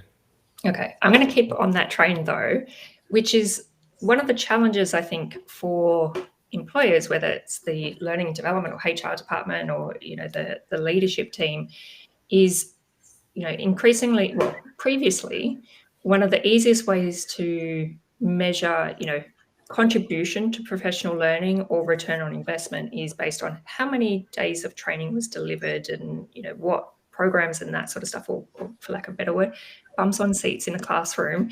It's how do you enable, what metrics are important to look for within a workplace as to the learning and the value of the learning that's being undertaken by employees when you've got increasingly just-in-time learning happening? Yeah, I'm sure Brad's got some thoughts on this as well, but sort of very quickly, the way we sort of think of it is going ultimately, hopefully workplace learning can contribute to sort of greater productivity or can help attract and retain talent. And so they're sort of the core metrics that ultimately, hopefully, an investment in professional education and workplace learning provides. And on that sort of productivity front, then it's understanding, okay, well, what is not just the number of hours that someone spent or the sort of team has spent in particular content, what are the competencies, what are the skills that are required? And then tracking that, measuring that, and being able to sort of understand that is absolutely critical. And then when it comes to sort of attracting and retaining talent, that can be so sort of specific to different environments. I was in the United States, obviously prior to COVID, and was in a Starbucks ordering a coffee and saw sort of a poster on the wall that said, look, come work at Starbucks. You'll get a great 401k, their version of superannuation, you'll get great healthcare, and we'll pay for a 4-year college degree. And I thought that was super interesting as a way that they were employing to really attract and retain staff in their context. And we're seeing that as well, to go, how can workplace learning not only improve productivity, but have a real impact on sort of staff retention? And I'm just picking up on that too. We see connections between, industries where there are critical skills shortages and real needs to develop recruitment pipelines into those industries as well. That becomes another critical metric of, are there adjacent skill sets that need an orientation to a particular industry that you can then recruit through? And I think that's another metric that can kind of guide investments that aren't necessarily just focused on the immediate workforce, but also focused on that future workforce to meet needs that are already being forecast. Yeah, great. Thank you. I'm conscious, I don't want to just use the word micro-credential because that's not what this conversation's about, but it has come up a couple of times in the sessions across the last couple of days. And there's been some, recent reports about what is the value, or, do they actually result in stacking into qualifications and that sort of stuff? At which point I'd be interested to hear your insights as to, are learners going into stackable learning or to, short courses, micro-credentials with the view to end up in a full qualification? Or do you think it's more about enabling choice? So from our perspective, it's over to the learner to choose. And we delineate between, so our smallest kind of unit of learning in that postgrad space is roughly equivalent to a day of instruction. And then there's some additional work that goes on as well. And that's mapped to the AQF. There are opportunities to then stack that into a grad cert and ultimately into a master's degree if people so choose. And that's the thing we're curious about. Like, we are interested that there is appetite that we see for credit-bearing smaller units of learning. So that's another thing that we're testing. Do people want that? We're seeing there is appetite for that. And I think it becomes reflective of the kinds of industries and who's paying for the learning, that they still want some assurance that there's some nature of quality vested in that. They have some degree of confidence that the learner has attained something that's mapped to our federally regulated environment. So that's a curiosity of ours. We would see in the future much more kind of creditable learning, where we don't necessarily start with that premise of this bears credit and you can opt out. But yeah, so and with that, I think also models for recognizing learning that takes place in the workplace context. And so, Andrew's talked about Go1 doesn't necessarily originate content. Similarly, I think we see a future where we don't necessarily need to either, but we can assure that learning has taken place in a particular workplace setting. Yeah. Do you find that the interest about the credit opportunities varies whether you're talking to a learner directly or to a workplace? It doesn't seem to at this stage. Like there still seems to be, and partly it might be that you're dealing with a higher ed institution, and so you bring a certain set of assumptions about how 800 years of assumptions about how the academy operates, and so that kind of skews the conversation in some ways. But when we actually lay out the flexibility and choice that learners or L&D teams or business units have, and the ability for them to kind of put their own name on a particular package of offerings, things get really interesting for them too. And credit may or may not figure into that. I will say just one other thing that, Andrew talked earlier about retention. There's also a sense of, where people are spending shorter durations in organizations that they work for, that ability to kind of foster some kind of alumni for people who've worked there and then go on to other experiences, or to carry a credential that reflects something of their time at that particular organization. That's another interesting dynamic to signal something to the marketplace. Yeah, definitely. So if we take that lens another step further, from a learner perspective or a prospective learner perspective, view, what are the things that, you would suggest that they look for when choosing pathway opportunities or course opportunities? What are the key indicators that it's going to meet their needs? I think it really depends on starting with, well, what are those needs for that learner? And they can be as sort of specific as Brad was saying, sort of just in time, I need to sort of understand how to do this pivot table in Microsoft Excel, through to I want to change careers. I want to sort of think of sort of entirely different pathways, or maybe I feel that it's important to sort of both have the skill set, but also the sort of credit and the signaling ability to say, look, I've done this sort of qualification, therefore, as I sort of apply for more senior positions, and I have that. So I think it really starts with, well, what is the sort of context around what the learner's looking to do? Because it's very different to go, look, I want to continue to upskill or meet the CPD requirements as a teacher or a nurse or a solicitor or a doctor, compared to, look, there's a sort of a specific sort of end goal, which might be a number of years away, that I want to sort of build up towards over time through different means. I saw a question sort of pop up on screen. Maybe I can quickly answer on the Microsoft Teams side. And so for us, again, we're sort of both content agnostic, but we're also platform agnostic. We see learning in the flow of work as being occurring across different environments, whether it's within sort of a traditional corporate learning management system. And so we work with SAP SuccessFactors, we work with Docebo, Cornerstone On Demand, all those sort of names, through to learning happening within Microsoft Teams or within Slack or Workplace by Facebook. And so what's been really important for us is, and what's been sometimes sort of difficult to describe is we don't create the content, and we're not necessarily the only system that you can access it in. We just want to be the glue to make it easy to find content. So all those pathways that we're just talking about can be woven into the context of what you're doing. I love, if I can just jump on that too, I love your comment there, Andrew, about integrating learning just through the course of work. I mean, that's such a crucial space. I will butcher the statistics here, but I'll have a go.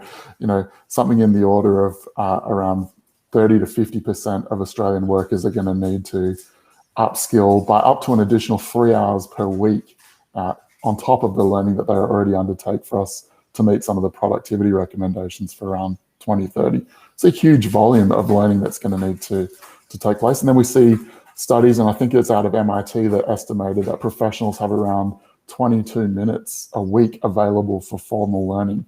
So there's a massive conflict there between what's needed for Australia to maintain the kind of productivity that we're estimating we'll need to make in this changing world of work, with the time available. And obviously they're not quite apples to apples, but I think the theme is still there. So that ability to integrate into life, into work, and to demonstrate through the passage of doing your job, I think is hugely powerful for people to recognise. And just on that point, completely agree. Like, one of the main ways that I learn is as I drive into work, on that commute, just listening to a podcast or whatnot as well. So it's just, how do you sort of make learning more available in different sort of contexts? How do you enable learners to actually embed that though? So, if I think about a question that came up yesterday, is what role do education providers have in helping learners to build the skill set required to actually learn? It's an assumption made that adult learners know that it's a skill in itself and how to develop that. So what sort of role, Brad, do you play in the conversations that you have and the programs that you scope? And Andrew, how do you leverage that from a feedback loop with the partners that you work with?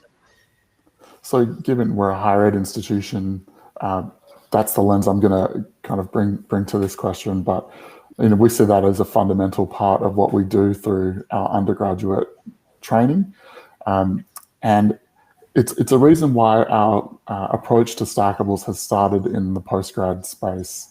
So there's still some value, I think, for having to grapple with ideas that you didn't choose to grapple with, and to develop that sense of intellectual curiosity and rigor and those kind of meta-learning skills that will stand you in good stead for a lifelong journey with learning. So I think that's part of the place where we seek to foster that. But geez, wouldn't this be a great place for me to plug a meta-learning micro-credential? We just don't have it at the moment, but you could see it pop up on the screen or something. On the to-do list? I think it's fundamental, like the ability to work with uncertainty and in ambiguous environments and still navigate forward, the ability to learn how to learn, so that you can both upskill quickly and also unlearn things that you no longer need to kind of carry around, would be hugely important, I think, going forward, for professionals and for others. Yeah, definitely. Andrew, you made a comment earlier about the conversations that you have, with industry associations about recognizing certain courses for CPD and that sort of stuff. So how much effort do you have to put into actually building that awareness of what's happening across different providers? We see it as a core part of the sort of value proposition, and it's something that we've just started with to a small extent today, but over the coming years is an area that we just will be investing so much in, because it's that sort of broader question that you're asking, Sheree, around how do you know what you need to learn, or how do you sort of recommend what you need to learn? We're using that analogy of Spotify earlier, and you can sort of imagine Spotify, great sort of depth and breadth of content, 15 million songs, that can be overwhelming. At the same time, through sort of recommended playlists, other things of that nature, you can sort of help people find the needle in the haystack.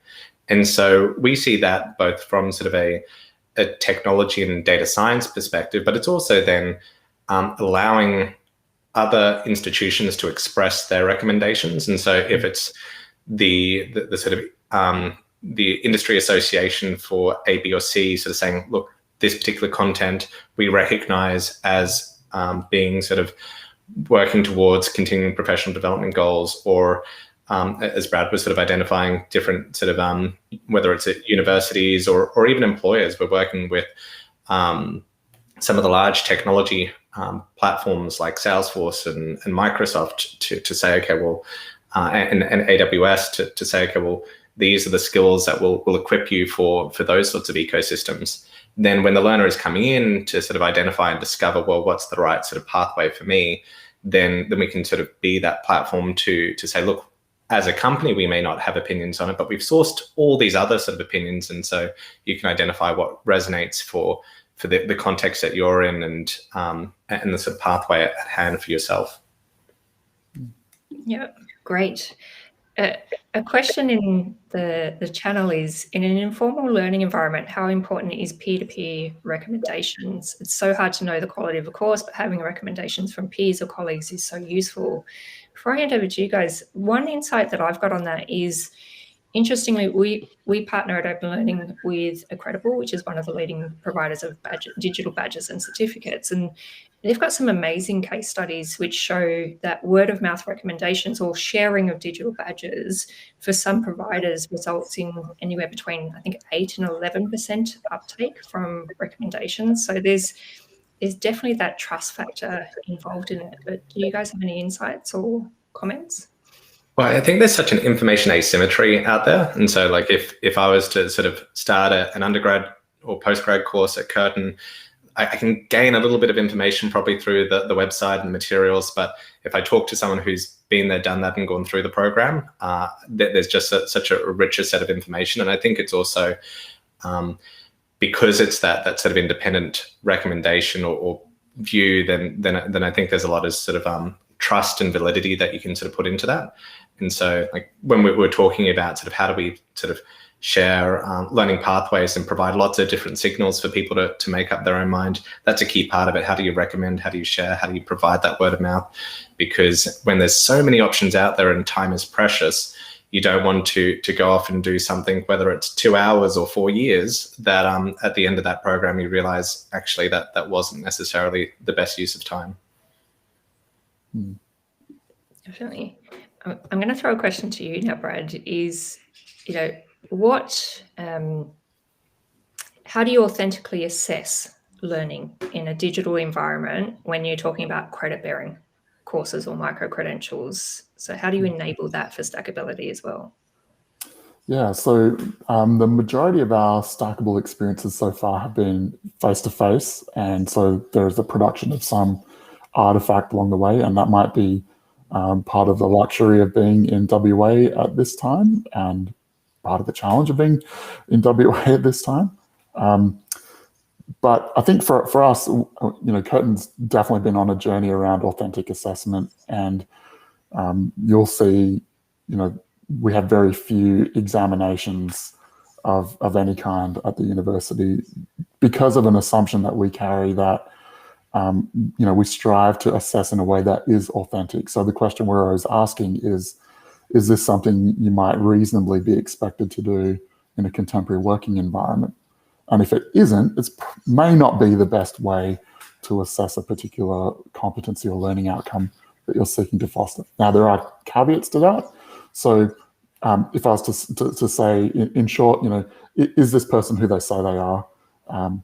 Is the output, the artifact that they've created, representative of the kind of learning that you're seeking to foster through that experience? And we assess based on that. So you can get to the quality of the artifact, the object, materials, whatever it is that they might have contributed. And that works not just for a kind of write a paper about something, but if you're producing marketing plans or materials like that you would do in the normal course of your working life, then that's something that we can assess for credit. Great, which I think hones in on the how are you building transferable skills at the same time, and that evidence of learning. I love the fact that you're using artifacts of learning as the terminology there, because I think more and more it's important that we view things not as here's the final piece, but what's the actual learning process that was taken to get there, whether that's in a credit-bearing course or in informal learning and a mix along the way. I think in some pockets still, but traditionally we've viewed the AQF particularly as a ladder that you work your way up, whereas more and more your learning journey is going to be like this. And I think, Brad, you've used a term before that it's not just about lifelong learning, but it's about life-wide learning as well, which is key as part of that. Andrew, in your insights at Go1, how are you feeding back that data piece to be able to inform best practice with the partners that you're working with?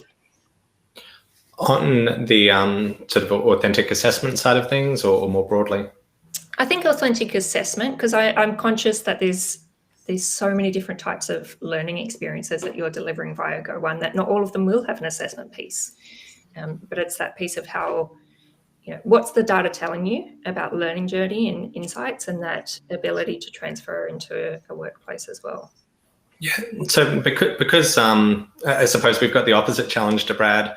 Brad was describing the environment sort of all sort of in person. We're all digital, and so we've got very different data points. We can sort of look to see how far people progress through different pieces of content, where they're engaged, where they drop off, what sort of really resonates with an audience, and so we can sort of provide that back to our content creators and content providers to hopefully help them from a design perspective, from a pedagogy perspective, to think about, okay, well, what's going to be an effective way of presenting material from a digital delivery perspective. But then when it comes to authentic assessment, I think it's right now still sort of very early days in what's possible. So yes, you can sort of use sort of the ability to submit an assignment, or whether that be a marketing plan, or whether that be some other sort of element, or complete a quiz or an exam sort of in a digital fashion. And we've got all of that functionality as well. But I really believe that it's going back to those examples that we were talking about before, where you can have learning in the flow of work, where ultimately what you hope to achieve is the ability for someone to sort of do that next thing, or to be so engaging that that the learning is resulting in sort of greater retention. And so then sort of correlating and hopefully doing more than correlating, having a sort of good causal sort of link between the learning happening and then that achievement, I think is that next step. So as we're integrating with a lot of those platforms and technology providers, it's with a view to go, okay, well, how do we then think about how this then has an impact, whether it's learning in Salesforce and therefore hoping that that sales team member is able to more effectively close deals, or whether that's we've seen our customers integrate us into their customer support systems. So when they're answering a customer question, can they answer that in a more effective manner, and therefore resolve questions easier? And so you can sort of, we get access to a whole bunch of different data, but at the same time, I'd love to sort of get the sort of wonderful qualitative data of having people in person as well, because so much of learning, as we're doing today, is just dialogue. It's that sort of social constructivist view of things as well. Great, which I think leads on to, there's a great question or comment really is, what could be really exciting is if work could be tagged to learning in a way there is evidence of actual application. And I think I'll call out there that, there are tools and technology there to enable that, whether that's tagging against learning outcomes within a platform such as Open Learning, or the fact that, Go1 has got those pathways to assign, like to assist with that process as well, or integration points. Brad, I'm going to come back to you on it though, because you made reference before about being able to use your experience in a workplace as part of the assessment process. So can you give me an example of what that looks like in practice? Yeah, I mean, so one of the things that we're piloting at the moment is around internship degrees. And so this is conceptual at the moment, but the idea will be that you can undertake employment with a particular employer and earn a degree with Curtin through that experience. So there'll be kind of highly contextualized workplace-based experiences that you'll undergo. There'll be moments for reflection and exposure to other conceptual models, ideas, frameworks that you might not necessarily see in that particular work context, but then return back. So yeah, we see that as a way that we can help people experience a richer context for their learning that's embedded in industry, that gives industry opportunities to understand the nature of learners and cohorts that are coming through, so their kind of needs and preferences, and helps to deal with potentially the cost of learning as well for individual learners as we go. So that's kind of a model that we're exploring in the undergrad space, which I think is a fascinating way to proceed. And you can imagine like the kinds of things that you'd be asked to do in a work context become those artifacts that you use for feedback and assessment along the way. You might pull out of that and have the opportunity to reflect on how have other people in industries other than this one also sought to do similar things. And so you get that kind of breadth of perspective and critical reflection as well. And so that's one particular model that we're looking at. Yes, Colin, kind of like an apprenticeship. It's a great model for delivering value, and similarly, kind of like a nursing education. There's numerous models out there that kind of demonstrate a similar type of highly contextualized learning. And then there are other models too. So in our HDR space, we look at teams of researchers working together, because the idea of kind of an individual researcher probably not as applicable in the work environment that most of us navigate these days. So being able to embed them in a business unit or in a team, in an organization working on a larger problem as a team is another example kind of at the other end of the spectrum. Yeah, I think also the work that, because you're part of the Australian Technology Network as well, there's some great work happening in micro-credentials for HDR students to build not just the post-study skill set, but also whilst they're researching in things like entrepreneurship and collaboration and that sort of stuff. So there's definitely a lot of work happening to bridge that gap as well, which is awesome. Andrew, I'm conscious of time. I'm going to throw a question out to you, and we'll come back in 10 years' time and see if it came true. But can you share with us what you hope we amplify for workforce learning over the next 10 years? Oh, that's an interesting question. I think it's tremendously exciting in the sense that learning is nothing new. It's something that as a species we've done since time immemorial. But I think there's now a lot of the topics that we're touching on is how do we turn that more into a science? And like my wife is a primary school teacher. She'll come home from school every day, share amazing stories around how the young people in her class gain new skills, and we take those skills for granted, like the ability to speak and communicate, to write, to sort of solve basic mathematics problems. Like they're so impactful later in life. And so my hope or sort of prediction for in 10 years' time is that we've got an increasing realization that that sort of lifelong, life-wide learning continues, and that there's such an impact that we can have, not just from those basic abilities, but then learning how to sort of work within teams, to lead organizations, to sort of think about topics like mental health awareness, through to like whether it is sort of how to do that sort of pivot table, Microsoft Excel, whatever it is, and then to link it back to ROI. So I think there's that growing appreciation, both from employers, but we're also seeing that from governments as well, to go, look, the responsibility of governments is not just in the ages of 5 to 25, it's how do we help members of the community be productive members of society, reskill and upskill throughout their careers. And so, seeing that sort of growing appreciation, growing awareness of that lifelong learning, and then having more of the data around ROI to sort of go, look, it's not just a nice thing, it's a really important thing, it's a good investment as well.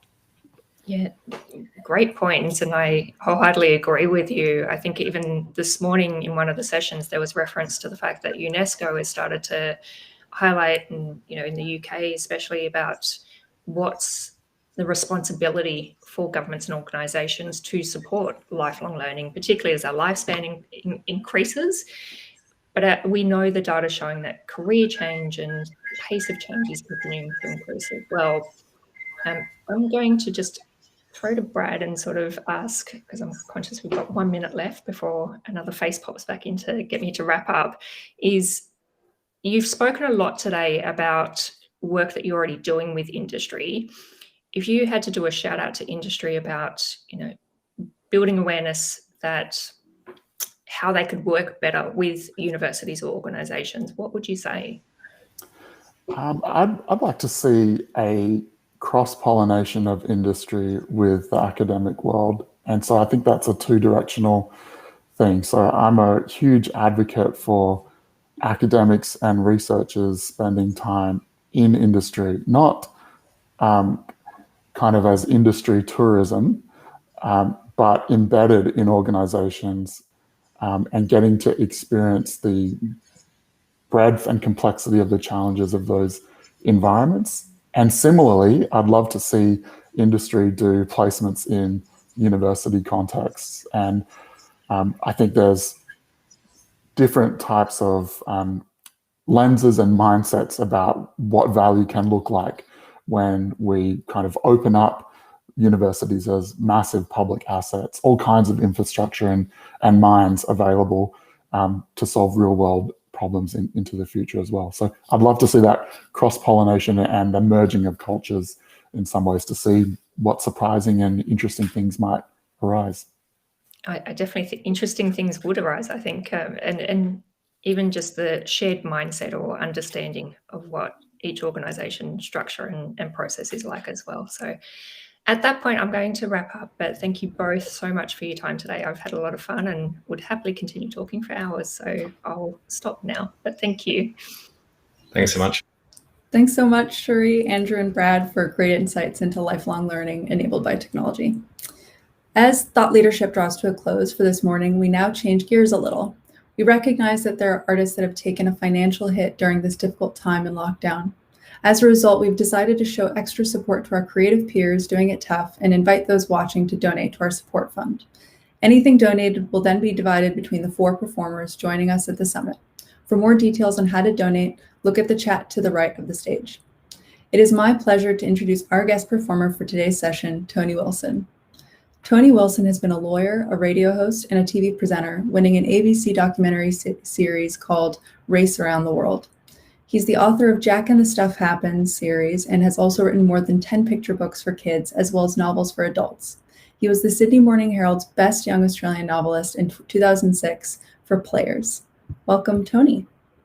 Thank you so much. Thank you so much for having me. And what a lovely thing EdTech is doing to support some artists. And it has been pretty dire. I think the last email that just came in there was another cancellation for Book Week as the school visit rules collapse around us.